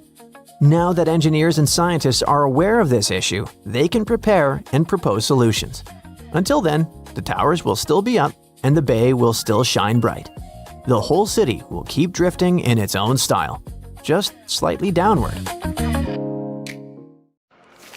Imagine standing in a quiet northern town, surrounded by mountains and forests, when the ground beneath your feet suddenly shifts with the force of a freight train. That's not a movie scene. It's a very real possibility for the people living in Dawson City, Canada. Hidden beneath the tranquil Yukon landscape lies a geological giant, the Tintina Fault. For more than 12,000 years, it has been silent. But new research suggests it might be ready to wake up in a spectacular and dangerous way. Stretching over 1,000 kilometers from the Yukon into Alaska, the Tintina Fault is like a massive crack in Earth's crust, a boundary where colossal slabs of rock slowly grind past each other. On the surface, it looks harmless, just rugged terrain, rivers, and forests. But deep underground, strain is quietly building, like a spring being wound tighter and tighter. Theron Findlay, a geologist from the University of Victoria, and his team decided to take a closer look at a section of this fault near Dawson City. This wasn't just a casual inspection. They used cutting-edge tools like high-resolution satellite images, aerial surveys, and LiDAR, a laser-based scanning method that can reveal subtle changes in the ground's shape. What they found was unsettling. In one location, the ground was visibly displaced by an astonishing 1,000 meters, evidence of a long series of powerful earthquakes millions of years ago. In another area, they spotted a smaller but still significant offset of about 75 meters, likely caused by more recent quakes, roughly 132,000 years ago. Since then, nothing major. At least, nothing visible. And that's exactly the problem. When a fault line hasn't released energy for thousands of years, it doesn't mean it's safe. Quite the opposite. It could mean that massive pressure has been silently accumulating. Based on their calculations, the Tintina Fault has been moving at a slow creep of up to 0.8 millimeters per year. Over 12,000 years, that adds up to a staggering 6 meters of potential movement waiting to be unleashed. If that strain were to suddenly break free, the resulting earthquake could be bigger than magnitude 7.5. For context, that's in the same league as some of the most destructive quakes in history, like the 1976 Tangshan earthquake in China, or the 2010 Haiti disaster. While the Yukon isn't densely populated, the impact could still be devastating, damaging highways, collapsed buildings, landslides cutting off communities, and potentially loss of life. The scientists can't say when it will happen. Earthquakes don't work on a schedule, and predicting the exact moment of rupture is one of geology's greatest challenges. What they do know is that the Tintina Fault is in what's called a late stage of its seismic cycle, a point where the risk of a major quake is higher. For the people of Dawson City and surrounding areas, this means living with a quiet but ever-present threat. Emergency planners might advise residents to have evacuation routes, survival kits, and backup communication plans. But in the end, this is a reminder of a simple truth. Earth is never truly still. Even in the most peaceful landscapes, immense forces are always at work, reshaping the planet in ways we can't always see, until the day they reveal themselves with a violent jolt. Yet, the story of the Tintina Fault is more than a warning. It's a glimpse into how Earth stores and releases its pent-up energy. Each millimeter of annual movement is like another twist of a key in a lock. At some point, the lock will turn, and when it does, the release will be sudden and powerful. LiDAR images reveal ancient scars across the land, subtle to the untrained eye, but obvious to scientists. These are the footprints of past disasters, frozen in the ground like a history book carved by nature. Finley and his colleagues believe the region's seismic silence has lulled people into a false sense of security. A place can be both beautiful and dangerous, and the Yukon is a perfect example. Visitors come for the sweeping vistas and endless wilderness, rarely realizing that deep beneath their hiking trails and scenic roads, forces are shifting that could change the landscape overnight. This hidden drama plays out all over the world. Fault lines in California, Turkey, Japan, and beyond all share one trait. They eventually break. The question is never if, but when. The Tintina Fault just happens to be one of the quieter players, which in geological terms can be far more ominous than the noisy ones. And so, the clock ticks, silently, in the frozen north, counting down to a moment no one can see coming. The floor is lava. Haha, just kidding. But honestly, it's kind of falling apart. You might not feel it yet, but a huge part of North America has already lost 37 miles worth of rock from its foundation. And no, this isn't about earthquakes or giant sinkholes. It's about the continent losing pieces of the very thing that keeps the ground from wobbling around like a bad carnival ride. A team of researchers has just dropped a geological bombshell. Part of North America's ground is thinning out like a very sad, very slow ice cream drip. How do they know? They basically gave Earth a high-tech full-body MRI and created 3D maps showing how rocks once considered indestructible are now melting away into the planet's guts, like an upside-down cheese pizza inside an oven. But to really understand this mess, you first have to meet my old friends, cratons. Cratons are like the roots of the continents. They're thick, tough, and ancient. We're talking billions of years old. These bad boys survived meteor impacts, supervolcanoes, and even the tectonic movement of plates. If the plates got into fistfights, for example, you can bet we would see mountain ranges being born. If they got a divorce, drifting apart from each other, then a whole new ocean would be born. All of these things leave scars on the surface of Earth, but the cratons seem to always remain unfazed, like the cockroaches of geology. And since a craton can basically get punched in the face and feel nothing, scientists always assumed these things were nearly indestructible. But then, a group of researchers took their fancy machines to the test and realized that, wait, the cratons are falling apart? How? Enter the Farallon Plate, a really ancient tectonic plate that started to slide under North America's major plate over 100 million years ago. This is a pretty normal process, actually. It's called subduction, and it's how Earth recycles rocks and keeps itself from overheating. This subduction thing has been happening for so long that, by now, the Farallon is almost 400 miles away from the craton, sitting pretty chill at the lower mantle, weirdly close to the outer core of our planet. But the Farallon has been causing trouble, like that one roommate who moved out but keeps leaving weird stuff in the fridge. You see, as it sinks, it tugs on the bottom of North America's foundation, stretching it out and causing pieces to fall off into the deep mantle.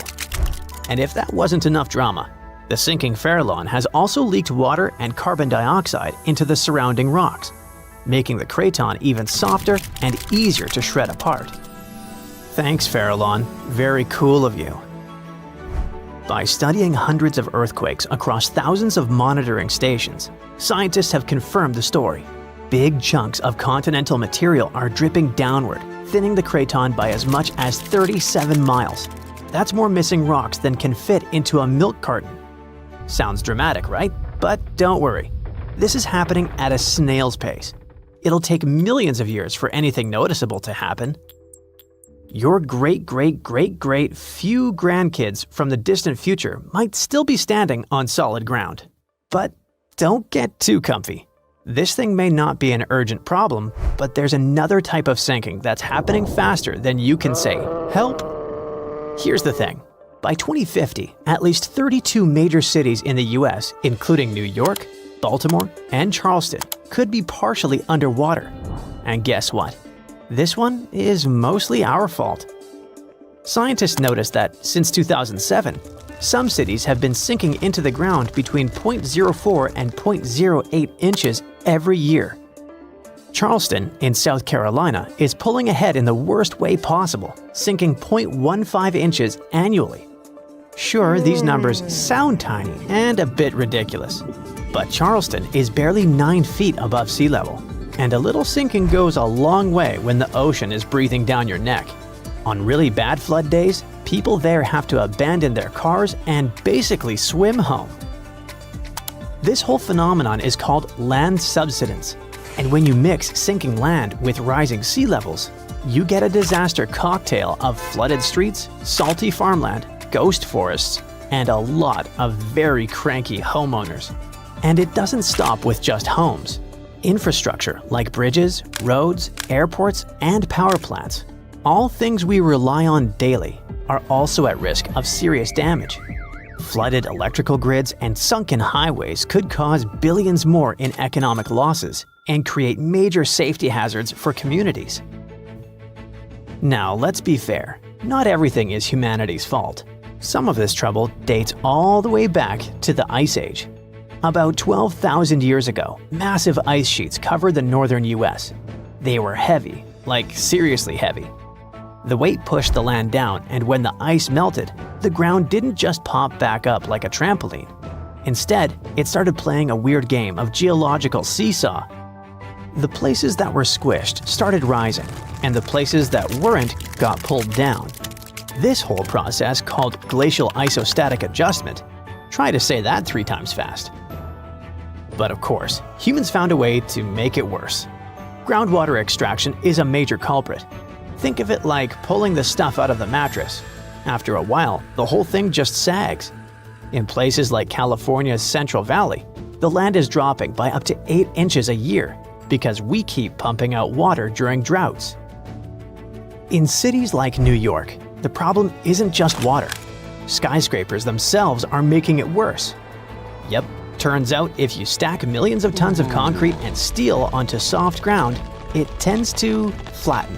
And in case you're wondering, the total mass of New York City's buildings is around 1.68 trillion pounds. That's about the same as 3.5 million statues of liberty piled up. With so much weight concentrated over a relatively small area, the underlying soils have no choice but to compress over time. And if you thought it couldn't get messier, think again. We've been building dams, which stop rivers from delivering fresh sediment to coastal areas. That sediment is kind of like Mother Nature's way of fluffing the ground back up. Without it, coastal lands are compacting like an old sponge. Plus, when wetlands are drained for agriculture or construction, the peaty soil dries out and collapses. Honestly, it's like the ground just can't catch a break. Scientists also noticed that the areas that used to be lush wetlands are now among the fastest sinking spots in the country, especially along the Gulf Coast. Louisiana, for example, is losing about a football field of land because of this mix of subsidence and rising seas. So what's the end game here for us regular people who just want to live above sea level? Well, it's not looking great. Ghost forests, which are basically drowned woodlands, are popping up.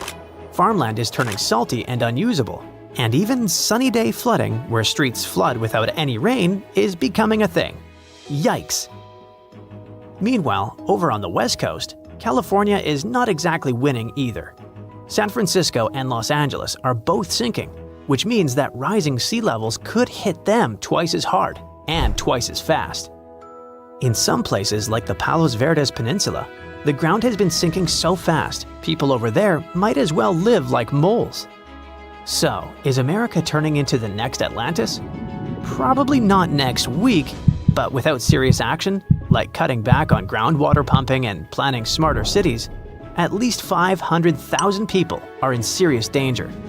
And the housing damage could easily rack up a jaw-dropping $109 billion by 2050.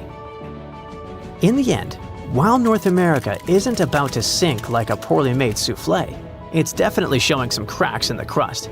So maybe let's ease up on groundwater pumping, rethink how and where we build, and invest a little more in keeping our feet dry. After all, if the floor really does become lava someday, we're gonna wish we had at least fixed the leaks first. On January 26, 1700, one of the biggest earthquakes in history hit off the coast of the United States. It had a magnitude of 9, which puts it in the top 10 most powerful earthquakes ever recorded. This earthquake triggered a huge tsunami and changed the coastline all the way from southern British Columbia down to northern California forever.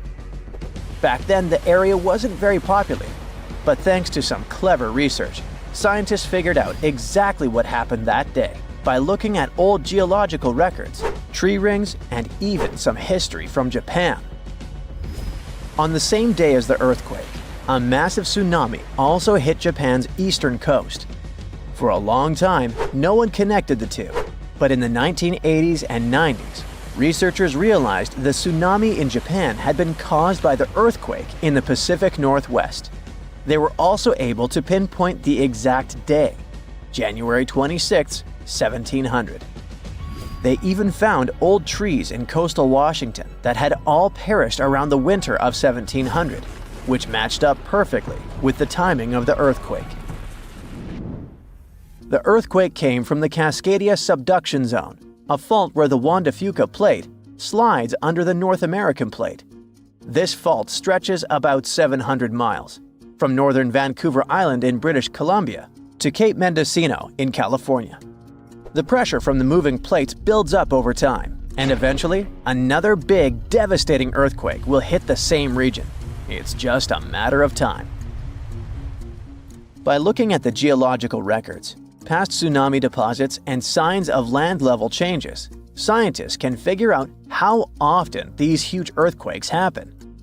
Emergency planners have been preparing for the next big quake, often calling it the big one. Scientists believe earthquakes in the Cascadia Subduction Zone happen every 200 to 1,000 years. And since the last major one was over 300 years ago, the Pacific Northwest is definitely due for another. When it happens, the earthquake is expected to be as big as the one from 1700. But this time, it'll affect around 15 million people. The devastation will be severe. Buildings will collapse, roads and runways will crack, and bridges will fall. Communication in and out of the area will be cut off. But the worst part?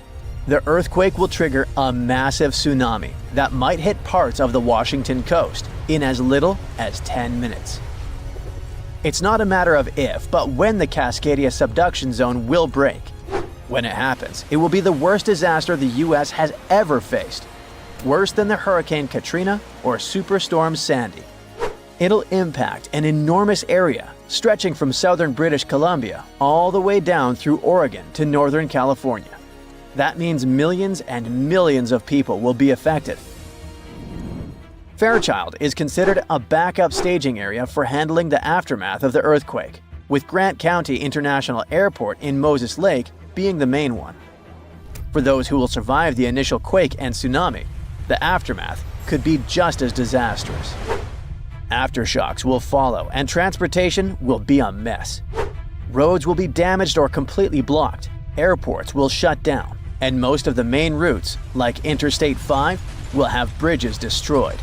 This means food and water supplies will be cut off, and it will be incredibly difficult for help to get in or for people to escape. Gas pipelines will most likely be damaged too, and restoring them could take anywhere from a few days inland to weeks or even months along the coast. Power outages will be widespread within 100 miles of the coast throughout the entire Pacific Northwest. And water could be out for 3 to 7 months. Even telecommunications will be down for 2 to 3 months across the Pacific Northwest, Alaska, and even parts of East Asia. The good news for eastern Washington is that it will mostly avoid the worst of it, thanks to natural barriers between the west and east sides of the state. The tsunami may hit the Columbia River Gorge, but it will lose energy quickly because of a sandbar under the river. The Cascade Mountains will absorb much of the earthquake's impact, so the east side won't feel it as strongly. And since eastern Washington won't get hit as hard, it'll be up to them to handle the aftermath of the quake. That means helping western Washington, taking in refugees from the areas that got destroyed, and delivering supplies to where they're needed. Scientists have looked at other major 8.0 to 9.0 magnitude earthquakes like the ones in Chile in 1960, Alaska in 1964, and Sumatra in 2004, and Japan in 2011. These kinds of quakes can shake the ground for anywhere between 6 to 10 minutes, and that's a long time for the ground to be shaking. Such quakes are super intense because they happen close to Earth's surface, so it's not just a quick shake. It's a long, strong one that can cause a lot of damage. If the Cascadia earthquake and tsunami were to hit tomorrow, over 13,800 people could lose their lives, and about 107,000 people could be injured. The economic toll in Washington, Oregon, and California could top 70 billion. To put that into perspective, we can compare these numbers with some other major earthquakes. In Chile's 1960 earthquake, about 1,650 people lost their lives. The 1964 Alaska quake resulted in around 140 lives lost. The 2004 Sumatra earthquake and tsunami took the lives of an estimated 280,000 people. And the 2011 Japan earthquake and tsunami caused over 20,000 casualties. Authorities know about the dangers of the Cascadia Fault, but even with all the planning, no one can say for sure what will be needed when the big quake hits. Right after the earthquake and tsunami, the areas outside the immediate disaster zone won't be able to help much because roads and airports will be destroyed, and resources will be limited. How can we deal with this kind of disaster and its effects?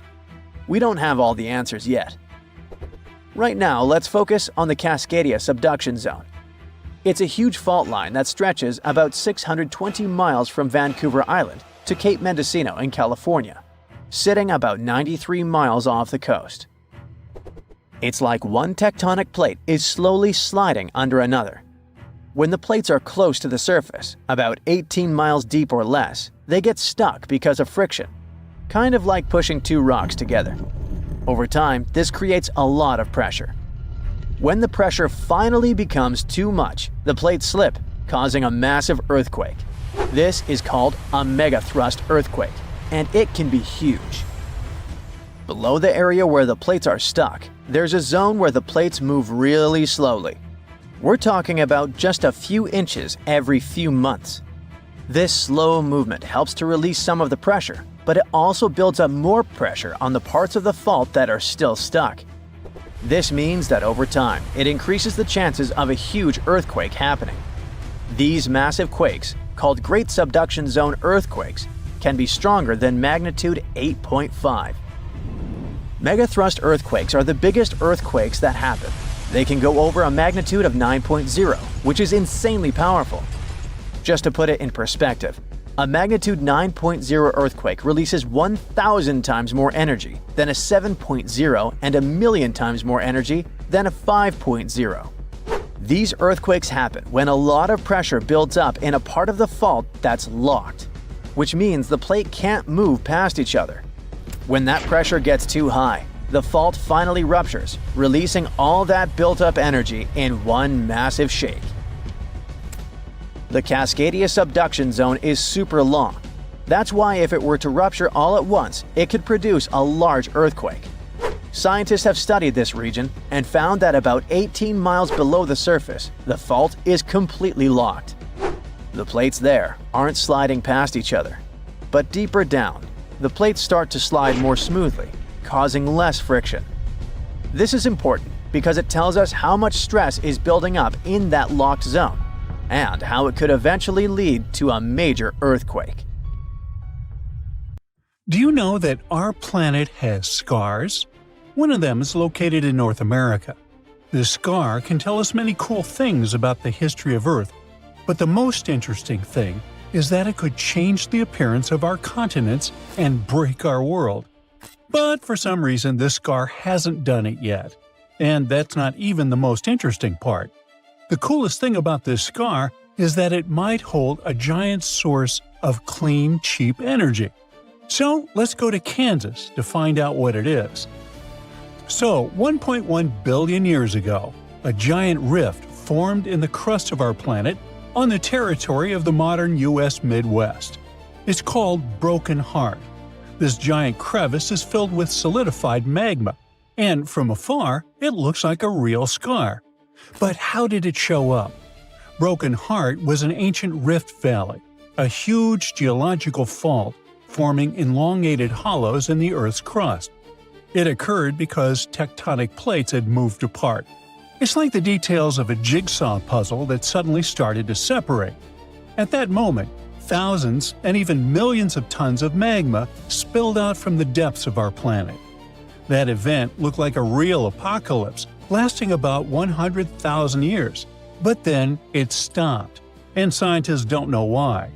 If the rifting process had lasted longer, then most likely the continent of North America would look different today, or it wouldn't even exist at all.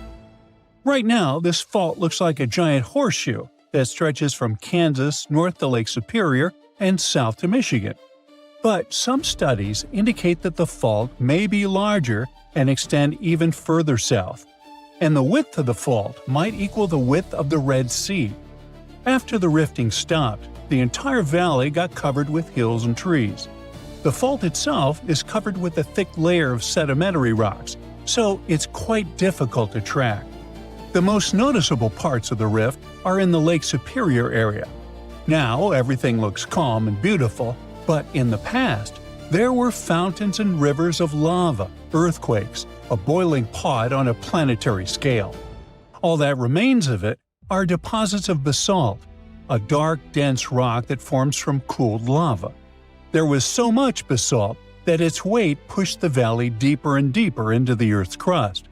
Even when the eruptions and rifting stopped, the valley continued to sink because of the huge mass of this sediment. Then, massive sections of the Earth's crust on both sides of the valley began to contract, and the pieces of the puzzle slowly started to come together. This led to a large-scale ejection of volcanic material upward, and along with basalt, deposits of copper rock appeared in the valley. People mined this copper for about 8,000 years until the end of the 20th century. The copper mines were eventually shut down, but now it seems the industry is making a comeback. However, Broken Heart is not interesting to people just because of its copper reserves. It holds something more valuable and useful for our civilization. Scientists believe that this valley hides massive reserves of hydrogen, and this substance can help us switch to a cleaner, cheaper, and more efficient energy source. If hydrogen fuel becomes widely available, everyone will switch to it, leaving behind the costly, noisy, and polluting process of oil production. Now, I'll bet hydrogen is a remarkably familiar word to you. It doesn't sound like the discovery of the century, and people have been using it for a long time. On one hand, you're right, but not quite. 90% of the hydrogen produced by humans is used as a raw material for the chemical industry. Hydrogen is used to produce ammonia for fertilizers, methanol for fuel and solvents, and to purify crude oil. Manufacturers of glass, cement, steel, and other metals are considering using hydrogen at their factories for more efficient production. Hydrogen can become an alternative to fossil fuels, that is, oil and gasoline produced from them. Cars, ships, trains, airplanes, and power plants, all of these may switch to hydrogen soon. In this case, production can become cheaper and better for nature, but this will work only if we find open sources of hydrogen.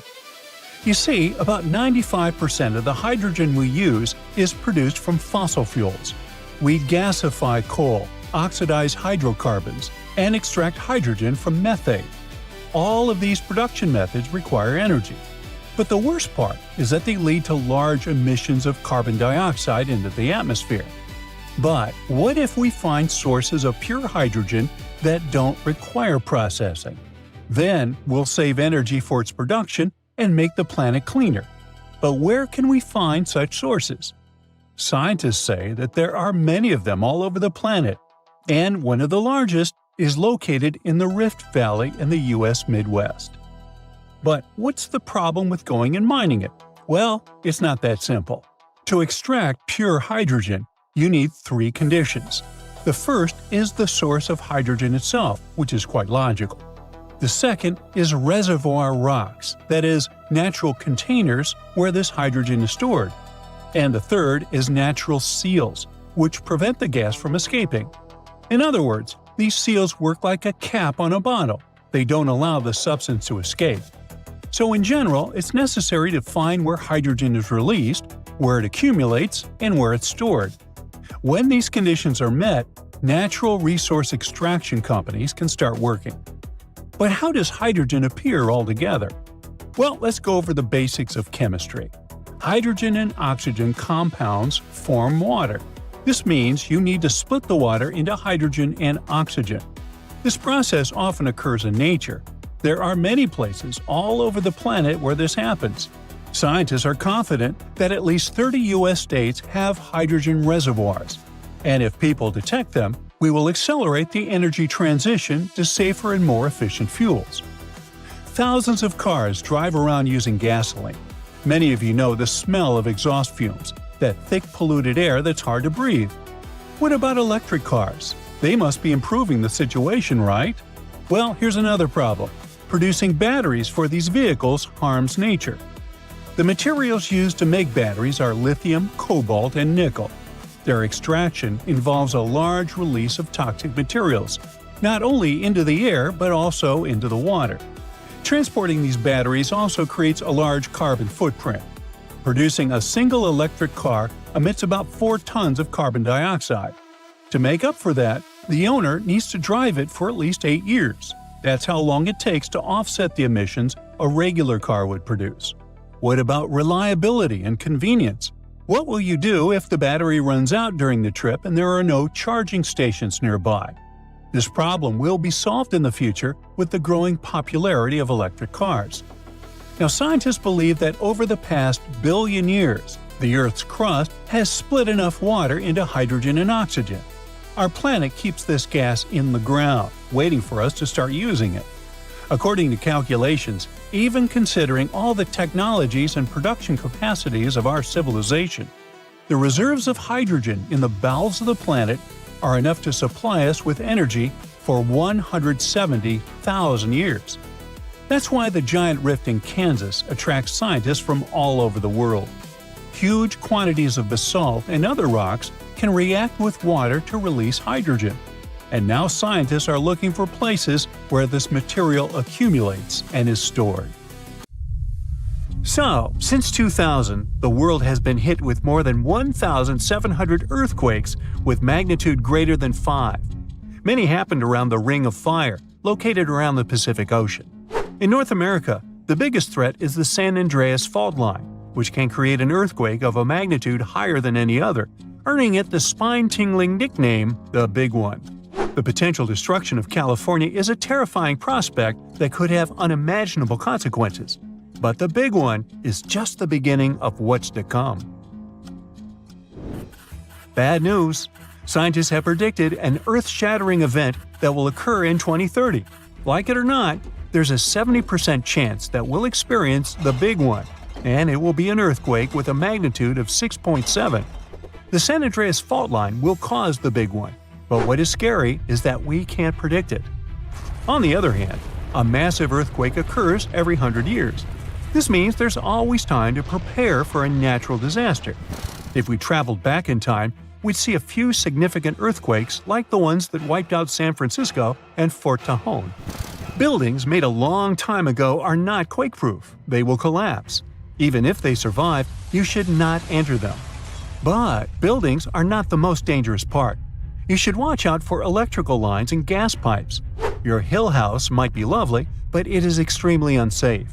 During quakes, the hill can turn into a massive landslide that will destroy everything in its path.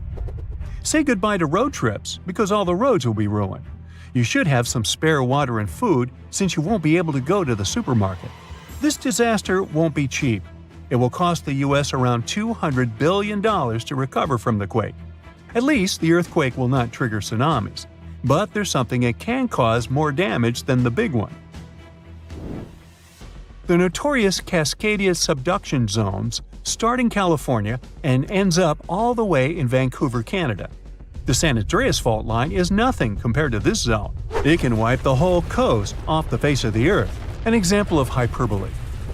Subduction zones are tectonic plates forced to be one under the other and constantly pulling apart. One is called the North American Plate and the other is the Juan de Fuca Plate.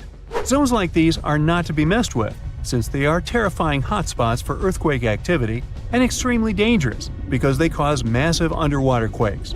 But they are underwater, so what can they do to us? Well, they can cause giant tsunamis, flooding cities, and destroying the coastline. Right now, the most active zone is the Ring of Fire. The Cascadia zone might be less active, but it is like a sleeping beast that can wake up and destroy everything in its path, causing a groundbreaking earthquake. The last time all this stress was released was in the year 1700. Unlike the San Andreas quake, this one will cause massive tsunamis and much bigger shocks. Let's hope you'll be camping in an open field at that time, because most buildings and bridges will likely be destroyed. Also, be ready for the aftershocks, as they'll be devastating. Nature won't be spared either. Landslides will change animals' habitats. Even our homes will be changed forever. Luckily, there is a light at the end of the tunnel, and scientists are doing everything they can to ensure our safety. New rules are implemented. Every new building must be able to withstand massive shocks. They're developing modern warning systems, and every new infrastructure must follow strict quake-proof guidelines. The Juan de Fuca and the North American plates are locked together, but they won't stay like that forever. When they unlock, get ready for a massive shake. The closer you are to the epicenter, the more damage you'll experience. But even if you are lucky to be far away, you may still feel the ground shaking for some time. Now, if we compare the Cascadia subduction zone and the San Andreas fault, we'll see how much more dangerous the Cascadia zone is. In 1994, there was an enormous 6.7 magnitude earthquake in the Northridge area, close to the San Andreas fault. Sadly, many people didn't make it, and some were injured. Back then, buildings were not strong and earthquake-proof, and many of them were damaged. The Cascadia subduction zone can potentially cause a magnitude 9 earthquake. A magnitude 6 quake has the power of around 44 million pounds of dynamite, but a magnitude 9 has the power of 44 trillion pounds of dynamite. The strongest ever recorded quake was in Chile. Its magnitude measured 9.5, and it destroyed most everything. So let's say you've survived the quake, but the struggle is far from over. Soon after, a massive tsunami will strike, with waves that might reach up to 100 feet in some areas. That's so unlike the San Andreas earthquake, which can't produce any significant waves. So say goodbye to your beautiful garden, since salt water will destroy trees and plants, changing the environment for a period of time. The only positive thing will be you won't need Halloween decorations, because all those dried-out trees will resemble a ghost forest.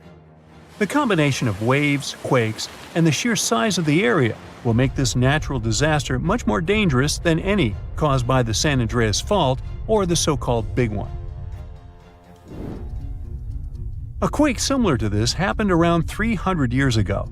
Many more have been recorded in the past 3,500 years, proving that they continually occur every 400 to 600 years. So, technically, we have around 100 to 300 years before the next big one hits. We still have no idea how exactly the Cascadia subduction zone works, because we discovered it in 1970. This zone is super scary because it can cause big earthquakes. It was found by accident when researchers studied the Ring of Fire. They wanted to know if this area had caused any trouble in the past years, and the proof was under their noses. In Washington, there is a horror forest where nothing has been growing for years. When researchers tested the soil, they found a tremendous amount of salt. They put two and two together and concluded that a massive tsunami had been the reason. Experts still didn't know when the forest was destroyed. But Japan kept records of a gigantic earthquake that had a similar effect. It was the one that happened in the year 1700. There is a 1 in 3 chance that the next one will occur in 2050. You must know how to survive the Canadian earthquakes and make it out unscathed, so listen carefully. Those who live in this area have almost no experience with earthquakes like this one. Surviving the quake is relatively easy, but the tsunami coming afterwards is the real danger. After the shake, find the highest ground and go there. Only bring the essentials, like food and water. Yeah, leave your baseball card collection at home. After the first hit, don't try to go down. Seismologists say that most likely there will be a few more waves, and they have proven this. On the 22nd of May, 1960, seismologist Jerry Eston and his 4 friends went to Hawaii to see an expected tsunami that was to happen around midnight. They set up their gear on Wailuku Bridge with an escape route planned. This bridge had been destroyed in the previous tsunami, but the new one was much taller and better. After midnight, the water was 4 feet above the average level. The second wave hit a half hour after midnight, and the water rose another 9 feet by 1 a.m. The water started going down and dropped by 7 feet, but the horror was far from over. Next, they saw a wave that was around 20 feet tall. This shows us that tsunamis are unpredictable, and we should listen to experts to stay safe.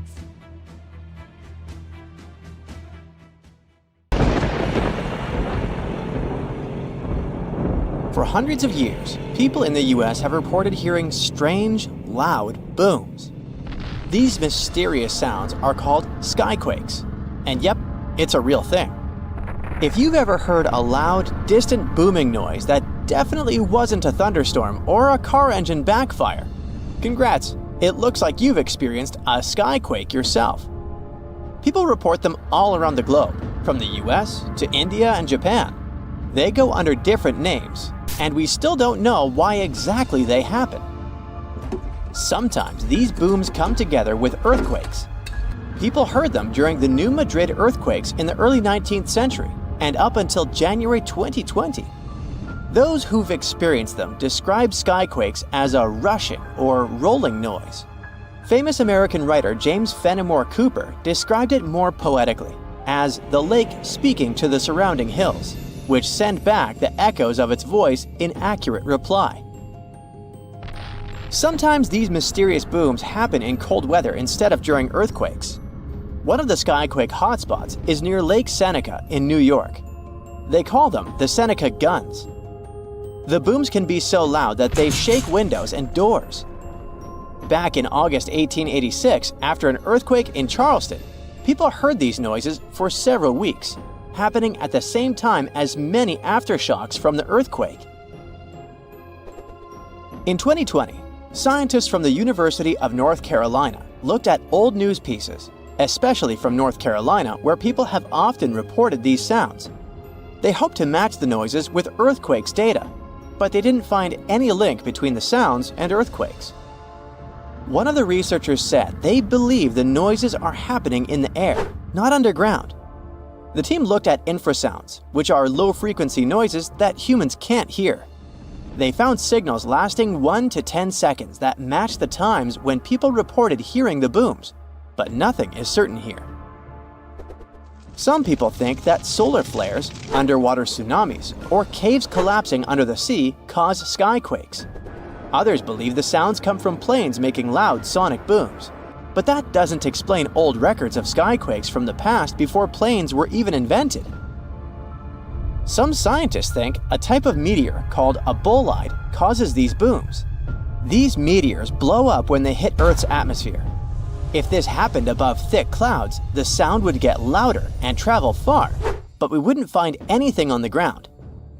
Another idea is that gas might be escaping from the bottom of deep lakes, like Lake Seneca.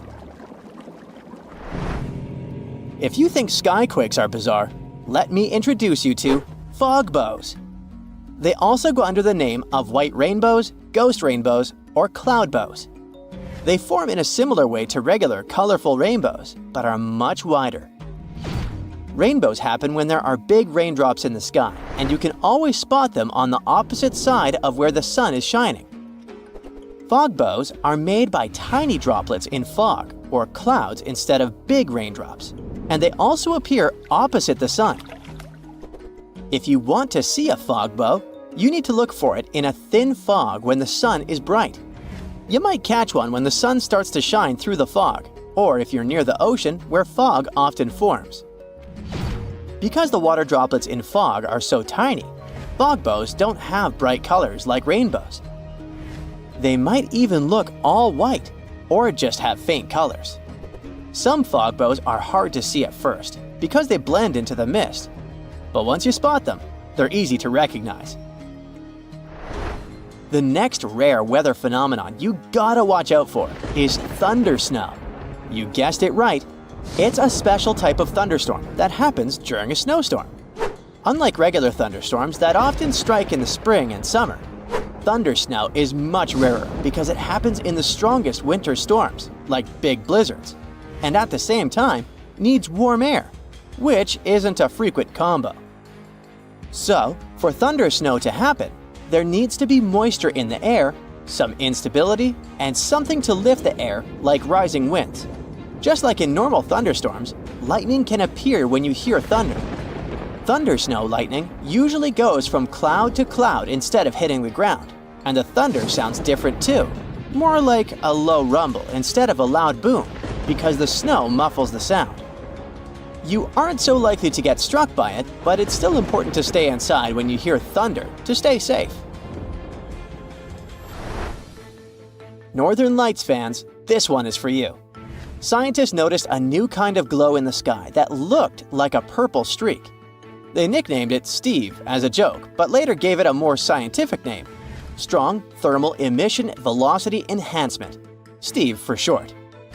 Steve is actually a fast-moving stream of super hot gas that always moves west and only shows up before midnight. They wondered if something like Steve could happen after midnight, but moving in the opposite direction.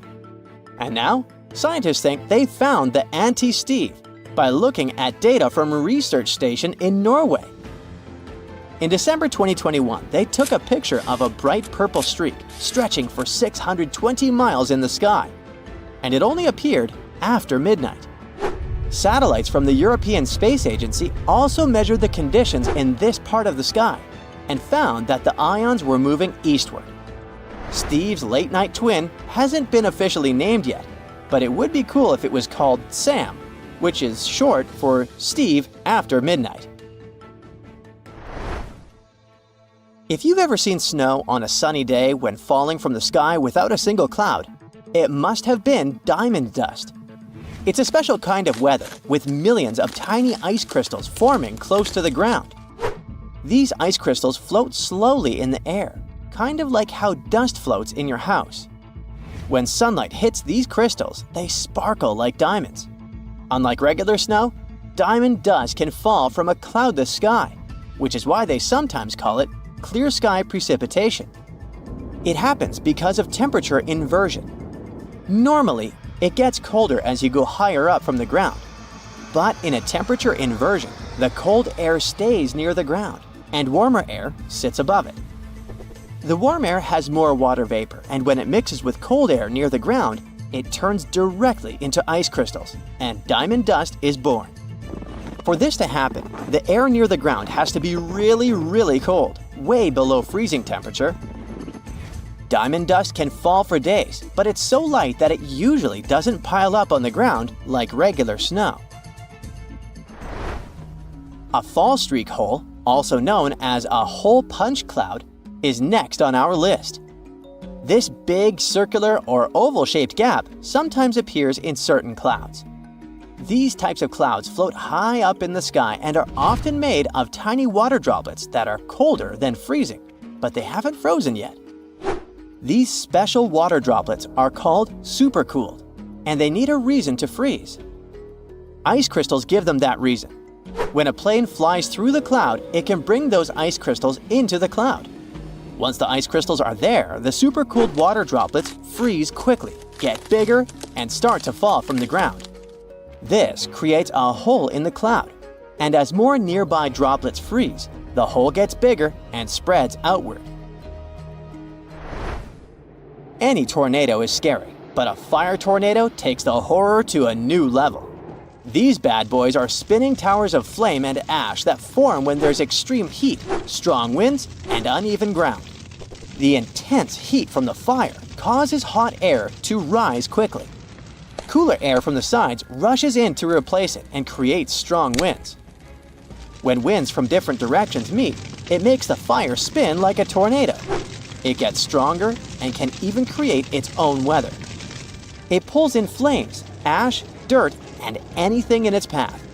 The winds can reach speeds of over 140 miles per hour, and these fire tornadoes can last for more than 20 minutes. Around 2,500 years ago, an earthquake completely changed the course of one of the largest and most famous rivers on the planet, the Ganges. Now, it's normal for rivers not to sit in one place, so if you live next to one, it could also just disappear without a trace or flood the whole city one day. In the case of the Ganges River, a supermassive earthquake became the reason for this dramatic change. Scientists say it might happen again, and it would be a huge problem for millions of people who depend on this river. The Ganges River starts as small streams in the Himalayas and travels a long way, over 1,500 miles. Along its journey, it meets other big rivers before all the water flows into the Bay of Bengal. The Ganges has the largest delta in the world among all rivers. Just like many other rivers in the region, it slowly changes its path over time. These changes, if they happen when a river wears away its banks, usually takes a long time, sometimes decades. Scientists have discovered that the Ganges-Brahmaputra river system has shifted several times over the last 6,000 years. When they looked at satellite images of the Ganges Delta, they noticed something interesting. There was a crescent-shaped dip in the ground about 28 miles away from where the river is flowing now. This depression was over 1 mile wide and stretched for many miles. They thought it might have been an old main channel of the Ganges River a long time ago. In 2018, the team decided to visit the area to check it out for themselves and take samples to learn more about it. While driving back home, they noticed a pit where someone was digging dirt to create a pond. The next day, they planned to fill it with water, but the researchers spotted something strange in the dirt. There were vertical bands of light-colored sand mixed into the darker mud. These special layers are clues from the past.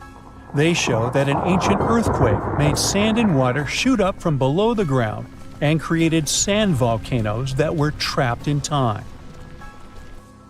The scientists studied the sand and mud and figured out that these earthquakes happened around 2,500 years ago and were strong, with magnitudes of 7 to 8. The epicenter was over 110 miles away from the main stem of the river, but it was powerful enough to displace it. It could have affected around 140 million people. The Ganges-Brahmaputra system is close to spots where Earth's tectonic plates meet, so earthquakes happen here often. There's no danger right now, but scientists think that another massive earthquake could happen in the next few hundred or thousand years. It could threaten up to 170 million people. That's about half the population of the U.S. No one can predict exactly when an earthquake will happen or how strong it will be. Learning how earthquakes in the past moved rivers helps scientists figure out patterns and make guesses about similar events in the future. This knowledge could help us prepare better and create safety plans before another big earthquake strikes. Now, the Ganges isn't the only river at risk. The Yellow River, the Irrawaddy River, and rivers in the United States like the Klamath and San Joaquin all face similar dangers. The mighty Mississippi River has also switched its path many times over the last 7,000 years. Right now, there's a huge system of dams and barriers called a control structure in central Louisiana. This structure's job is to stop the Mississippi from spilling over its banks and joining a nearby river. But scientists think that, in theory, these barriers wouldn't handle mega floods. So the Mississippi could break free and change its course again. This would cause massive problems, especially in southern Louisiana. One of the recent examples when a river changing its course caused disaster was the Kosi River in India. In August 2008, over just a few days, the river's path shifted by almost 60 miles, which is a huge change. Floods happen in some parts of the state rather often, but they hadn't seen such strong ones in over 50 years. They affected around 1,000 villages and 3 million people, and about 1 million people had to be evacuated to safety. Since many of these people hadn't faced floods in so long, they weren't ready to handle it quickly. It caused even more damage to their homes and lives. Scientists have been trying for decades to figure out what exactly makes rivers suddenly change their course. A new study explains that two things work together to make a river to do it. This process is called avulsion. First, there's the setup, which is like building up tension before something big happens. Over time, sediment, sand, dirt, and other stuff carried by the river gets deposited in certain places. It either raises the river above the land around it, or makes a nearby slope steeper than the river's current path. Then there's the trigger, which is like the final straw that makes everything happen. This trigger could be a big flood, an earthquake, or even something like a pile of logs blocking the water. Now, researchers looked at satellite images of about 170 cases of avulsion from the past 50 years. They noticed these events happen most often near river mouths and near mountains. Rivers were about 3 times more likely to change course in these places than in the areas between them. They also studied 58 river channels in detail, using super clear maps to measure super elevation. That's how high the river is compared to the land around it. They also measured slope advantage. That's how steep a new path might be compared to the river's current one. They found that near mountains, rivers often pile up so much sediment that they become super elevated and spill over. But near river mouths, like in deltas, rivers need a steep slope advantage to break through the mud and form a new path. These two factors work together like a seesaw. If one is stronger, the other doesn't need to be as strong for an avulsion to happen. To figure out where a river might go if it changes course, the researchers created a smart computer algorithm. This tool uses maps to measure the terrain steepness and the river's flow to predict where the river might move. They tested it on 10 past avulsions, and it correctly guessed the path every single time. Scientists hope they could use these findings to protect people living near rivers from sudden floods. Rivers changing course played a big role in creating one of the first organized administration systems in the world. Scientists found clues for this in the territory of ancient Mesopotamia. This name means the land between two rivers, and it was between the rivers Tigris and the Euphrates. People living there relied on these rivers for water, food, and transportation. Scientists wanted to figure out how these sudden changes in these rivers affected ancient people. To do this, they used two kinds of maps. The archaeological maps show how ancient cities grew over time, including what types of buildings people built. Certain buildings, like big palaces or city walls, could show when each city first had an organized administration. The second kind of map showed where the Tigris and Euphrates rivers flowed long ago. They often shifted, sometimes slowly, and sometimes very quickly and dramatically. Around the year 5000 BCE, Mesopotamia started to become drier, and farming became harder. Farmers had to grow their crops near rivers, where they could use the natural floods to water their fields or dig little channels to bring river water to their plants. Because farming was so important, towns and cities grew near the rivers too, so people could stay close to their food. But when a river suddenly changed its course, people didn't give up. They worked together to dig long canals to bring water from the new river path back to their fields. The canals helped them get water again, and the administration buildings showed they were organizing as a community to solve big problems together. Deep inside our planet, there are two massive blobs of rock that have puzzled scientists for years. They sit deep inside, opposite each other. One lurks under the Pacific Ocean, the other under Africa. And they're so weird, They even make seismic waves slow down. Their actual name is large low-velocity provinces, but they're just two enormous, mysterious blobs of rock, bigger than continents, stranger than anything else inside the Earth, and so dense they might be leftovers from another planet. Until recently, no one knew what they were, where they came from, or why they even exist. These mysterious blobs could hold the secret to Earth's deepest forces, powerful enough to shape earthquakes, drive volcanic eruptions, and even influence the evolution of life itself. And now, we might finally learn the truth about them. These geological monsters are hidden about 1,800 miles beneath the surface. Each one is 100 times taller than Mount Everest, so vast they defy explanation. Now, at first, scientists thought these were primordial remnants from Earth's early days. Maybe something giant smashed into Earth about 4.5 billion years ago, and this impact formed both the Moon and these blobs. Scientists believe it could have been a planet named Theia, a Mars-sized planet that existed somewhere around the asteroid belt and slammed into Earth back in the day. Others believe it could be something much more familiar, old chunks of Earth's crust. Perhaps they got pushed deep into the mantle by the movement of tectonic plates. And now, a new study shows that these blobs are massive piles of oceanic crust that have been sinking into the Earth for billions of years. They could have formed from the stuff that sinks into Earth when tectonic plates collide. Over 1 billion years, pieces of ocean crust could have been swallowed by the mantle.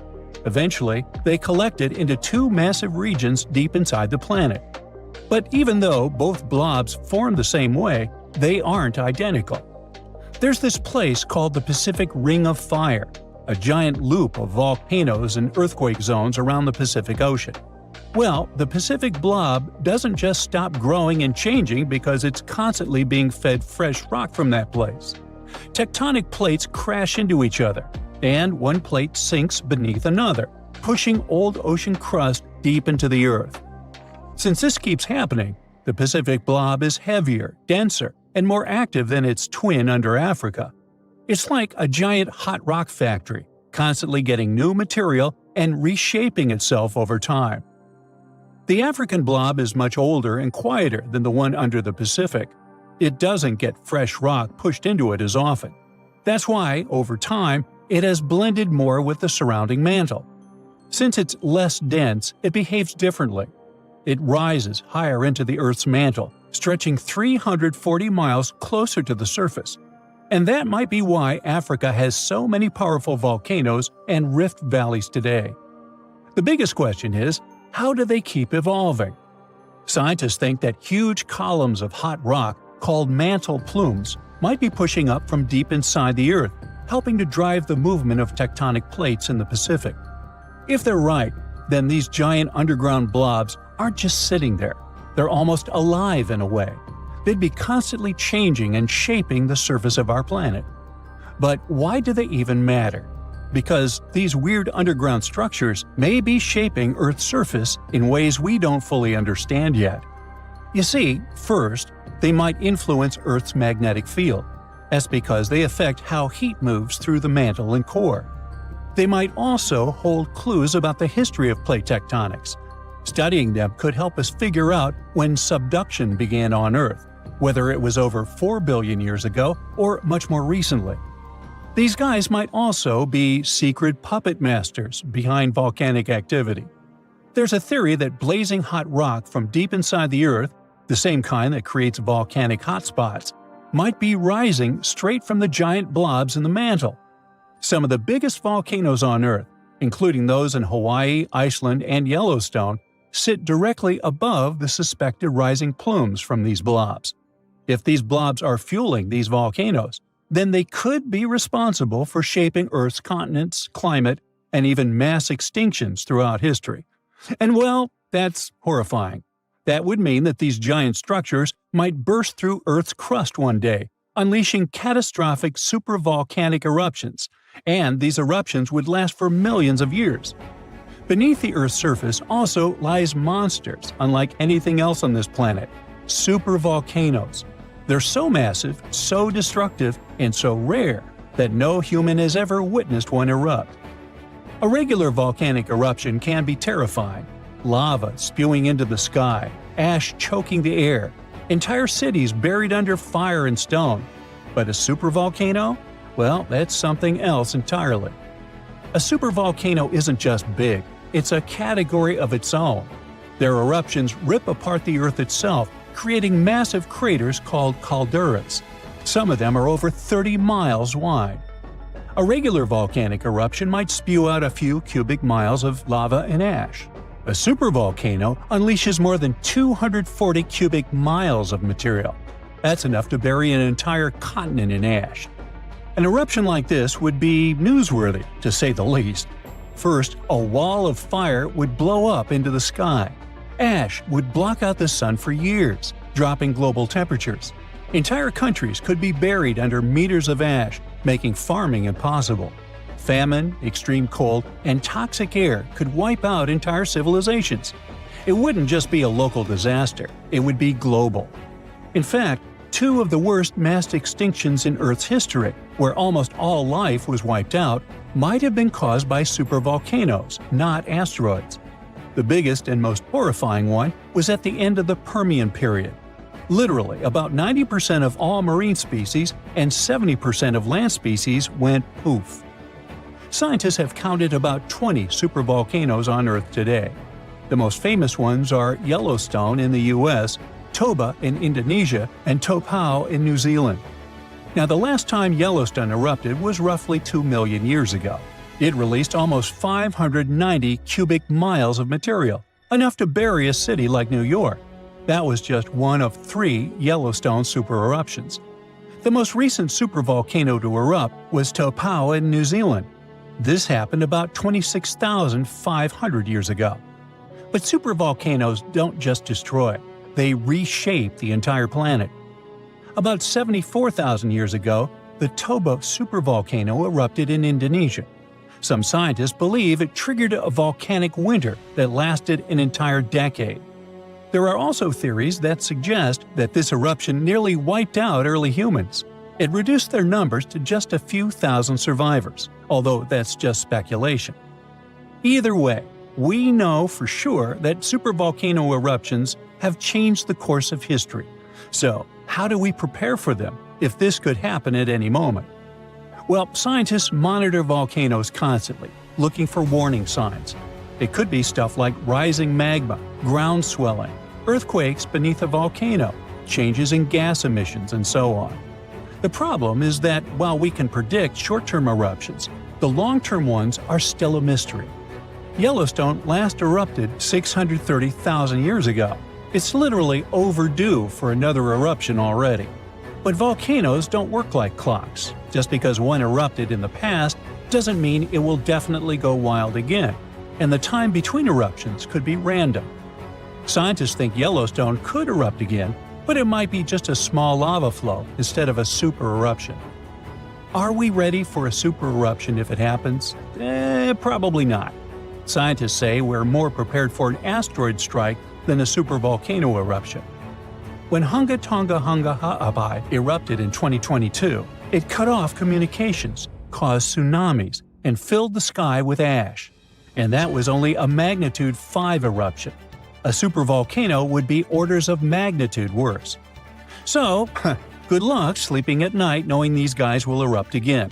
Maybe tomorrow, maybe in 100,000 years. Nah, don't lose sleep over it. A magnitude 15 earthquake has the potential to completely destroy our planet and evaporate all the water in a matter of seconds, leaving Earth uninhabitable. Over 500,000 earthquakes happen annually, but none have a magnitude of 15. 90% of quakes occur in the terrifying Ring of Fire zone located around the Pacific Ocean. The ground there is like jello. It shakes almost constantly. The most powerful earthquake to have ever struck Earth had a magnitude of 9.5. That much power can lengthen or shorten the day.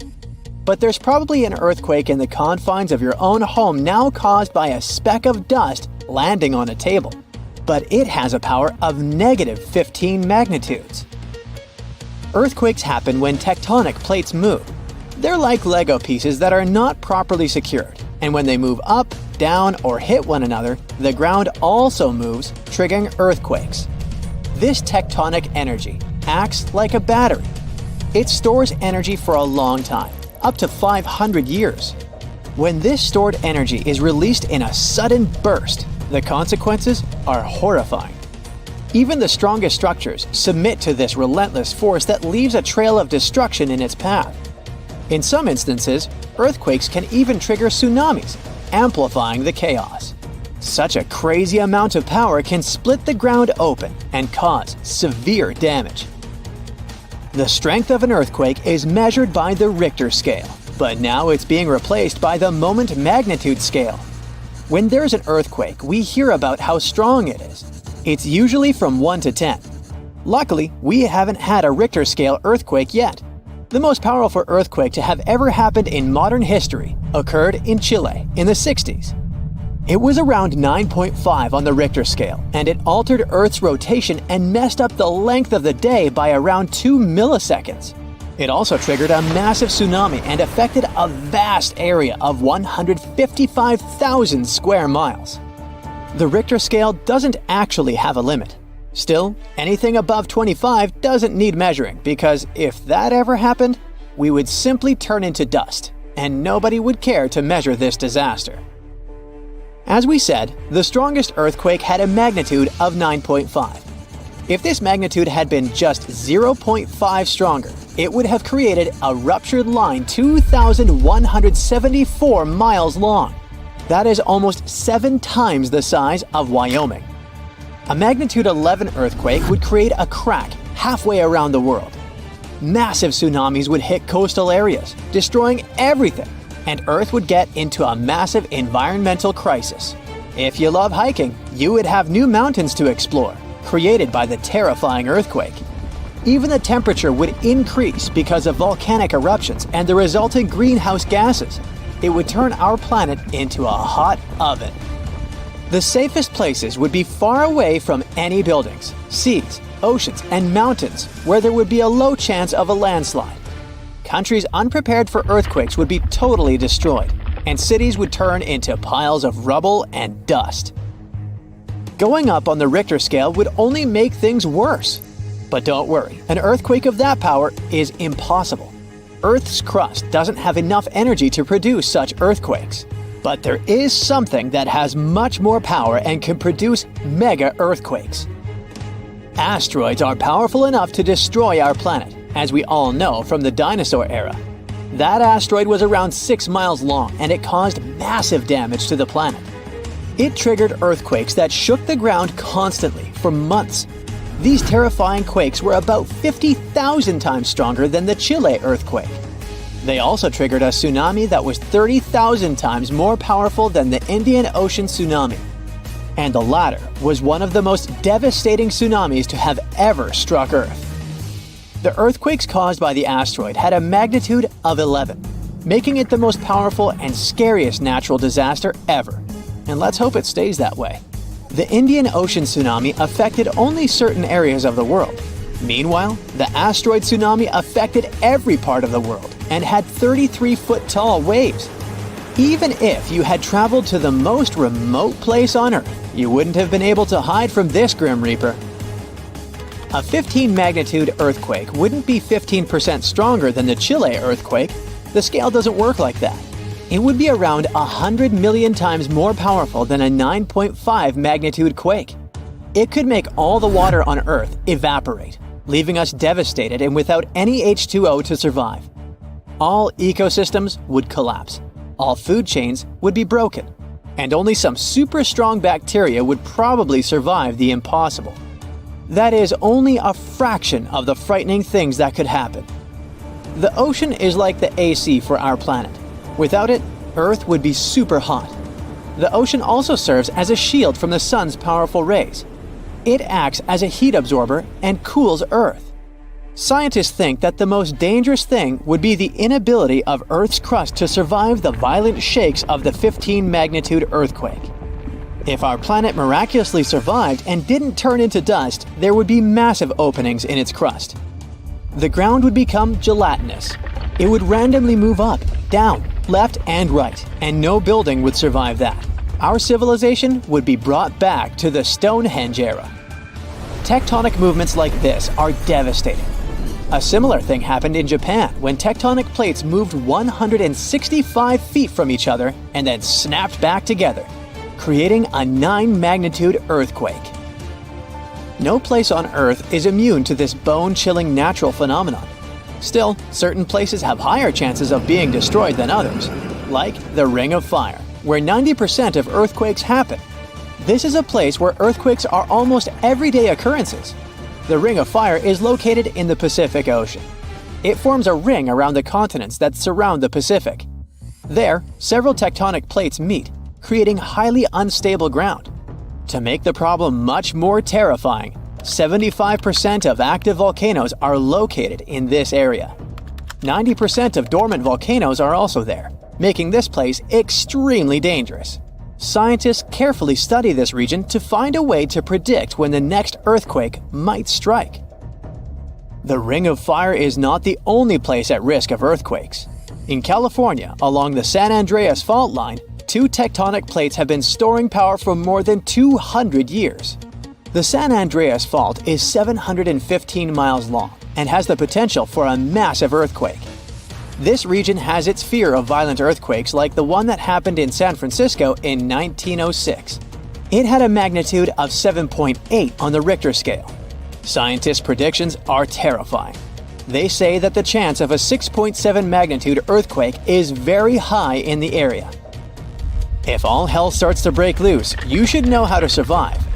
Avoid anything that might fall on you, like windows, closets, or unstable ceilings. The official phrase from emergency experts is drop, cover, and hold on. Stay low to the ground. Hide under something stable like a table, and remain there until the shaking stops. Make sure to stay in your shelter for another minute or two, just in case there are aftershocks or loose debris. Use your nose and smell for gas. If you do smell it, don't turn the lights on or do anything that might ignite it. Stay strong and be safe. If you had landed on Earth a really long time ago, about 1.5 billion years in the past, you wouldn't have recognized our planet. At that time, all the land was stuck together in one giant supercontinent called Nuna, which was surrounded by an endless ocean. But if you had stuck around, you would have witnessed a planetary-scale disaster, Nuna falling apart. But the most amazing thing is that apparently, when Nuna started breaking apart, it kicked off changes that made Earth a much better place for life. Scientists used to call this part of Earth's history the Boring Billion. It lasted from about 1.8 billion to 800 million years ago. Not much seemed to happen during that time, hence the name. No big climate changes, no bizarre life forms, and nothing very dramatic. Turns out the name isn't very fair. Things may have looked calm on the surface, but underneath, Earth was changing a lot. Continents were moving, splitting apart, and coming back together. 2 massive supercontinents, Nuna and later Rodinia, formed and broke up during this time. When Nuna began to break apart, huge cracks opened between the drifting land pieces. Water filled those spaces, creating shallow seas. Those seas were warmer, calmer, and had more oxygen than the deep oceans that existed before. And that might have changed everything. The new seas created friendlier conditions for life to grow and change. Scientists now think they may have helped early life become more complex. They looked back 1.8 billion years and rebuilt how Earth's tectonic plates moved over time. Plus, they tracked how carbon was stored inside the planet and released into the air. The researchers did this using a new advanced computer model that gave way more detail than they had ever had before. They found out that during the 350 million years of the so-called Boring Billion, the amount of shallow seas along the edges of continents doubled. Altogether, these coastlines stretched about 81,000 miles. That's more than 3 times around Earth at the equator. At the same time, subduction zones, places where one tectonic plate slides under another, actually got shorter as the continents shifted around. This is important because subduction zones are where a lot of volcanoes come from. When one plate sinks under another, seawater gets dragged deep into the Earth. That water helps rocks melt, creating magma. The magma rises, erupts as volcanoes, and releases gases like carbon dioxide into the atmosphere. So when there were fewer subduction zones, there were fewer volcanoes, and less carbon dioxide was pumped into the air. It went like this. The supercontinent Nuna broke apart, and it created lots of brand new ocean floors in young seas that didn't exist before. These new ocean floors pulled carbon dioxide out of the air. Seawater flowed into cracks in the ocean floor. When that happened, carbon got trapped in rocks, forming limestone. Over time, this process locked carbon away inside Earth instead of letting it stay in the atmosphere. With less carbon dioxide, Earth slowly cooled down. That cooler climate helped the new shallow seas become stable and rich in oxygen.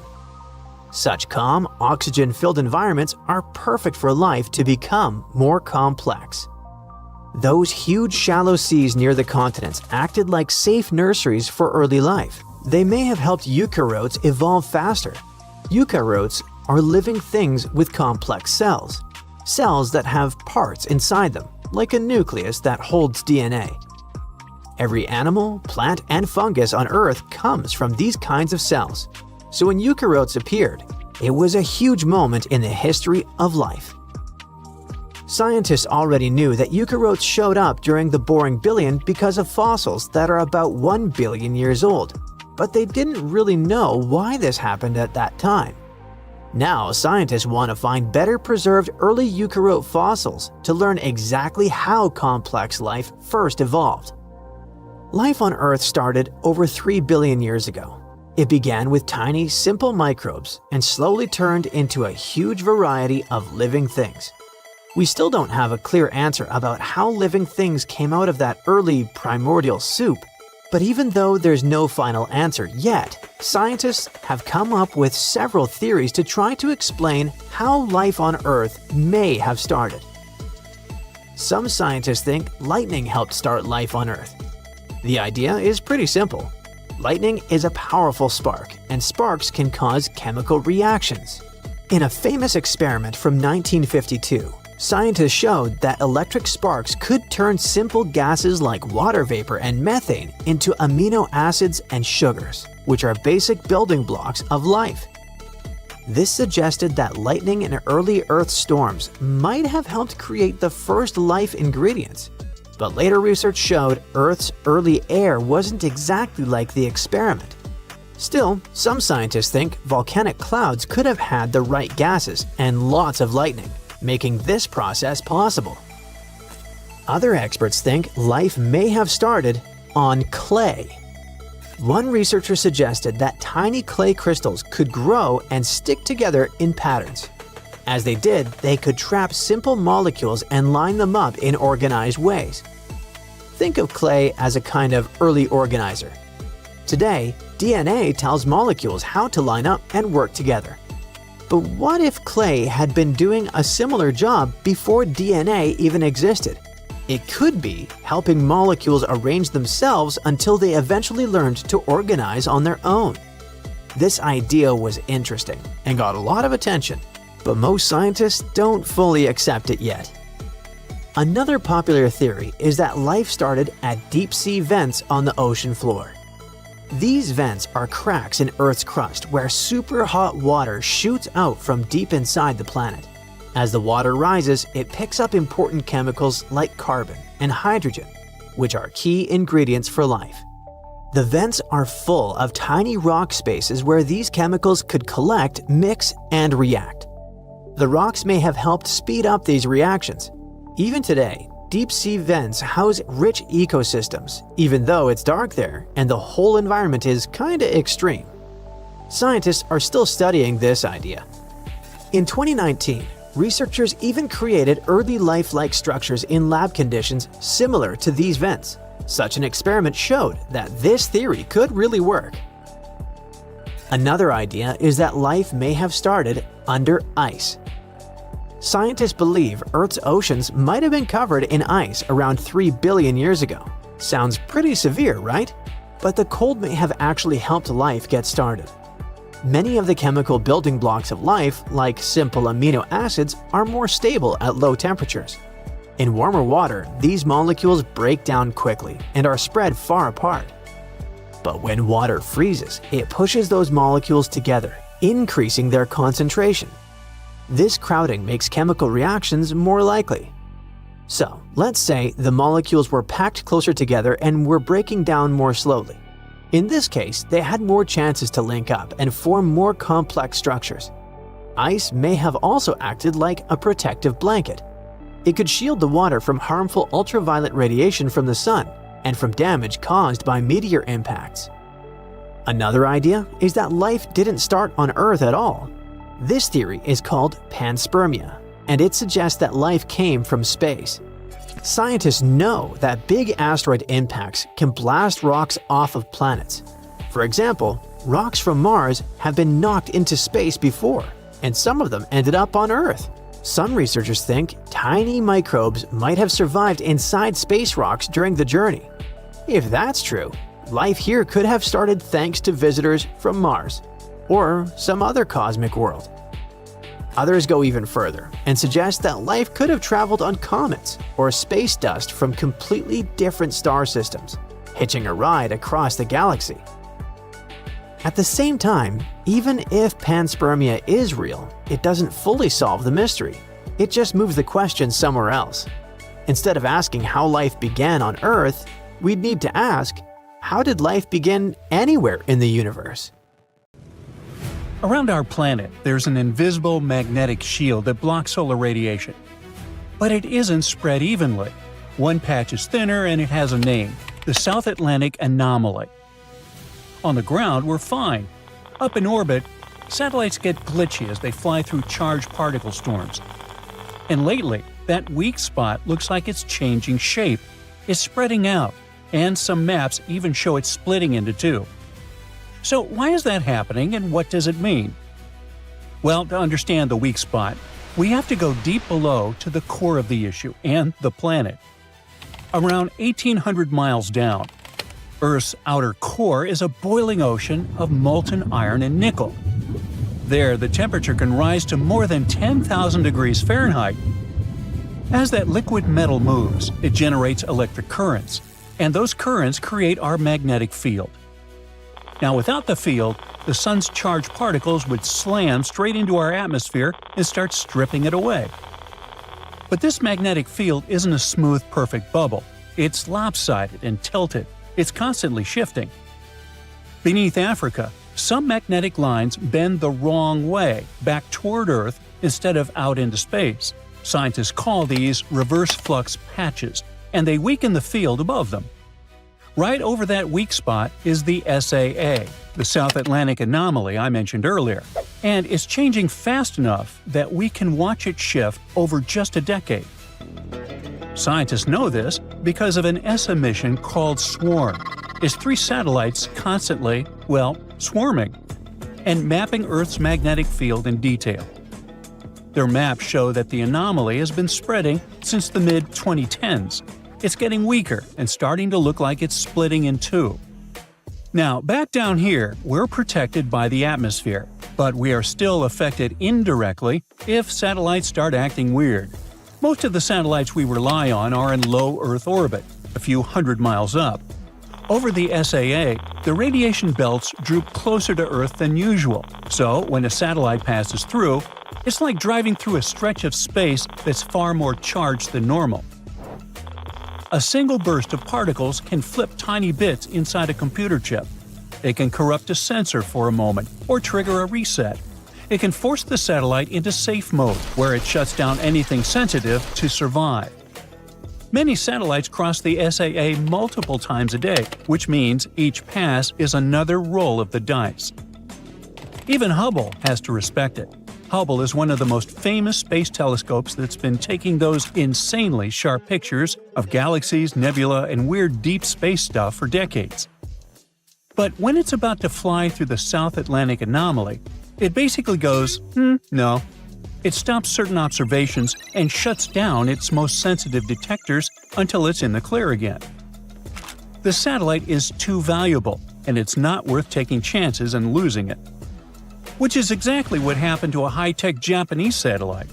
In 2016, Japan launched Hitomi, a next-gen X-ray space telescope built to study the hottest and craziest objects in the universe, stuff like exploding stars and monster black holes. It was supposed to run for years. Instead, a problem that showed up when it was passing through the SAA kicked off a cascade of attitude control failures. The spacecraft ended up spinning, breaking apart, and the whole mission was lost just weeks after launch. That's not a glitch. That's a multi-year science plan worth billions of dollars lost in just a month. So why does SAA seem to be growing, and why would it split into two? Deep under Africa, Earth's core is like a giant pot of liquid metal. The swirls can change shape over time. Imagine you're holding a strong magnet under a table, and on top of the table there's a thin metal sheet. If you slide the magnet around underneath, the metal above shifts too. If you use one magnet, you get one dent. If you move it or add another magnet nearby, the dent stretches or splits into two. The moving liquid iron deep below acts like shifting magnets. When the flow pattern changes, it creates weak spots in the magnetic field. If one weak spot spreads underground, the dip above it spreads too. If two weak spots form close to each other, that single sag at the surface can split into two dents right next to each other. And that's where this stops being cool Earth science and starts being a problem. Because if the magnetic field can rearrange itself that much in a decade, well, anything we rely on in orbit has to deal with it. But is the South Atlantic anomaly just one local weak spot we have to work around? Or could it be an early hint of something much bigger, like a pole reversal? You see, Earth's magnetic poles are not locked in place forever. North and South have swapped many times before. Magnetic North can drift, weaken, and eventually trade places with magnetic South. Wait, what does that actually mean? Well, it means those football fans who are gathering in the North Stand now have to start cheering from across. But, jokes aside, the planet is not flipping around or becoming the upside-down world. The liquid iron shifts its flow pattern, and the whole magnetic layout reshuffles. Just like every other natural process, it doesn't happen all of a sudden. The field can weaken first, it can break into uneven patches, it can look messy for a while before it settles again. That problematic stage is what would matter most for satellites. Because we know this happened before. When hot lava cools into rock, tiny bits of metal inside line up with Earth's magnetic field and get stuck pointing that same way. Much later, scientists can read that direction like a compass arrow trapped in stone. One famous case is the Lachamps event about 41,000 years ago. Hey, I wasn't around then. But for a while, Earth's magnetic field got much weaker. Then it partly flipped, and then it bounced back. The simplest idea is that the liquid iron deep inside Earth started flowing in a different, unpredictable way for a while. So the magnetic field got scrambled. A pole reversal is the biggest version of this scramble. The South Atlantic anomaly is a smaller, local version. Both happen because the liquid iron flow deep inside can change. The SAA does not mean a reversal is definitely coming. It just shows the magnetic field can get uneven when the stuff underneath shifts. While the anomaly is changing, there's another space problem that can hit way beyond that one spot in the Atlantic: geomagnetic storms. The Sun sometimes launches a huge cloud of superhot gas with its own magnetic field. It's called a coronal mass ejection, or CME. Some of these clouds race outward at over 1 million miles per hour. If one of them is aimed at Earth, it slams into our magnetic shield and shakes it. That shaking dumps extra energy into the space around Earth. It scrambles radio signals, messes with GPS accuracy for a while, and, in extreme cases, even pushes electric currents into long power lines on the ground. Oh, and they also cause breathtaking auroras. Back in March 1989, a major geomagnetic storm triggered a Quebec blackout that left 6 million people in the dark for hours. Another example was in May 2024, when a strong geomagnetic storm disrupted certain satellite and radio signals, forced some airlines to adjust routes, and pushed auroras much farther south than usual. Solar storms don't hit at the same strength all the time. The Sun goes through an activity cycle that lasts about 11 years. During the busiest phase, it fires off more flares and more giant clouds of charged particles, so strong geomagnetic storms become more likely. Right now, we're in one of those busier stretches. So the odds of rough space weather are higher than they were a few years ago. But the bigger reason it feels scarier is how modern life works. We lean on satellites and power grids more than ever.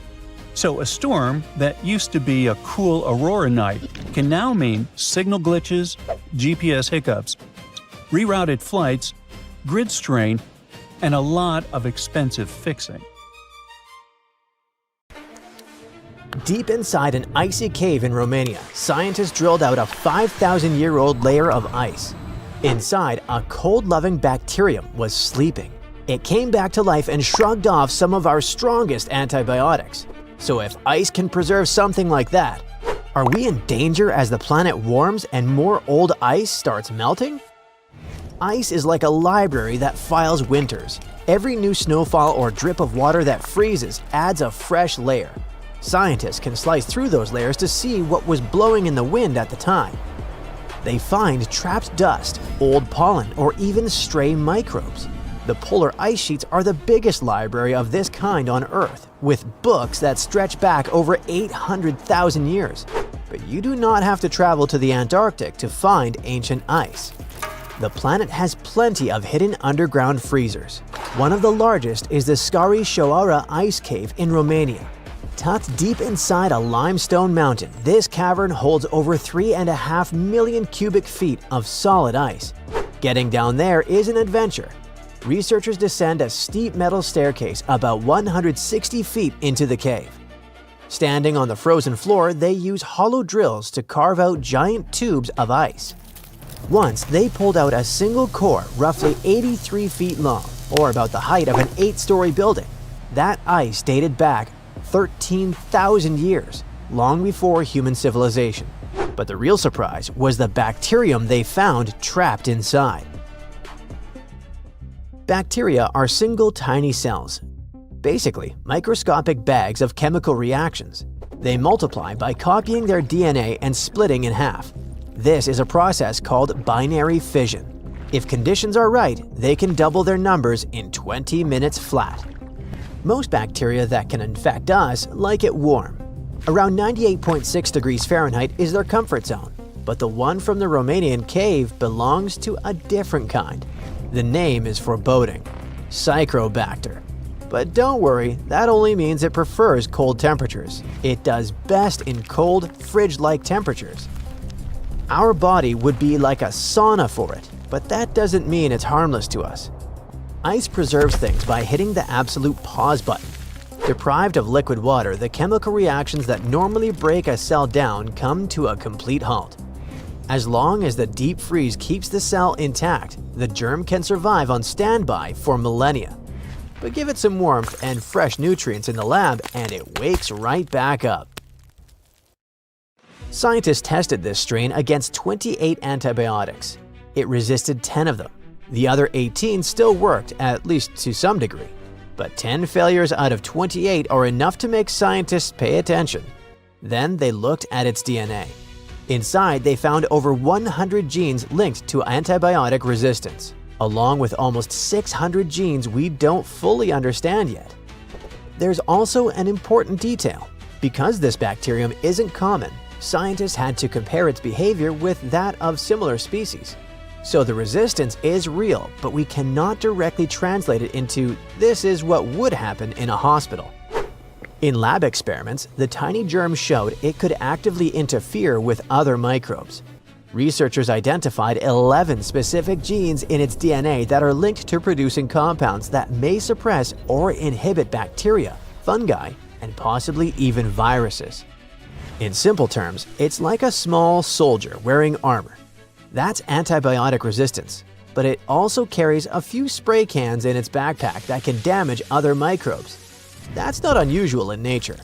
Microbes constantly compete, and many survive by making molecules that harm their rivals. That's actually how many of our antibiotics were discovered in the first place.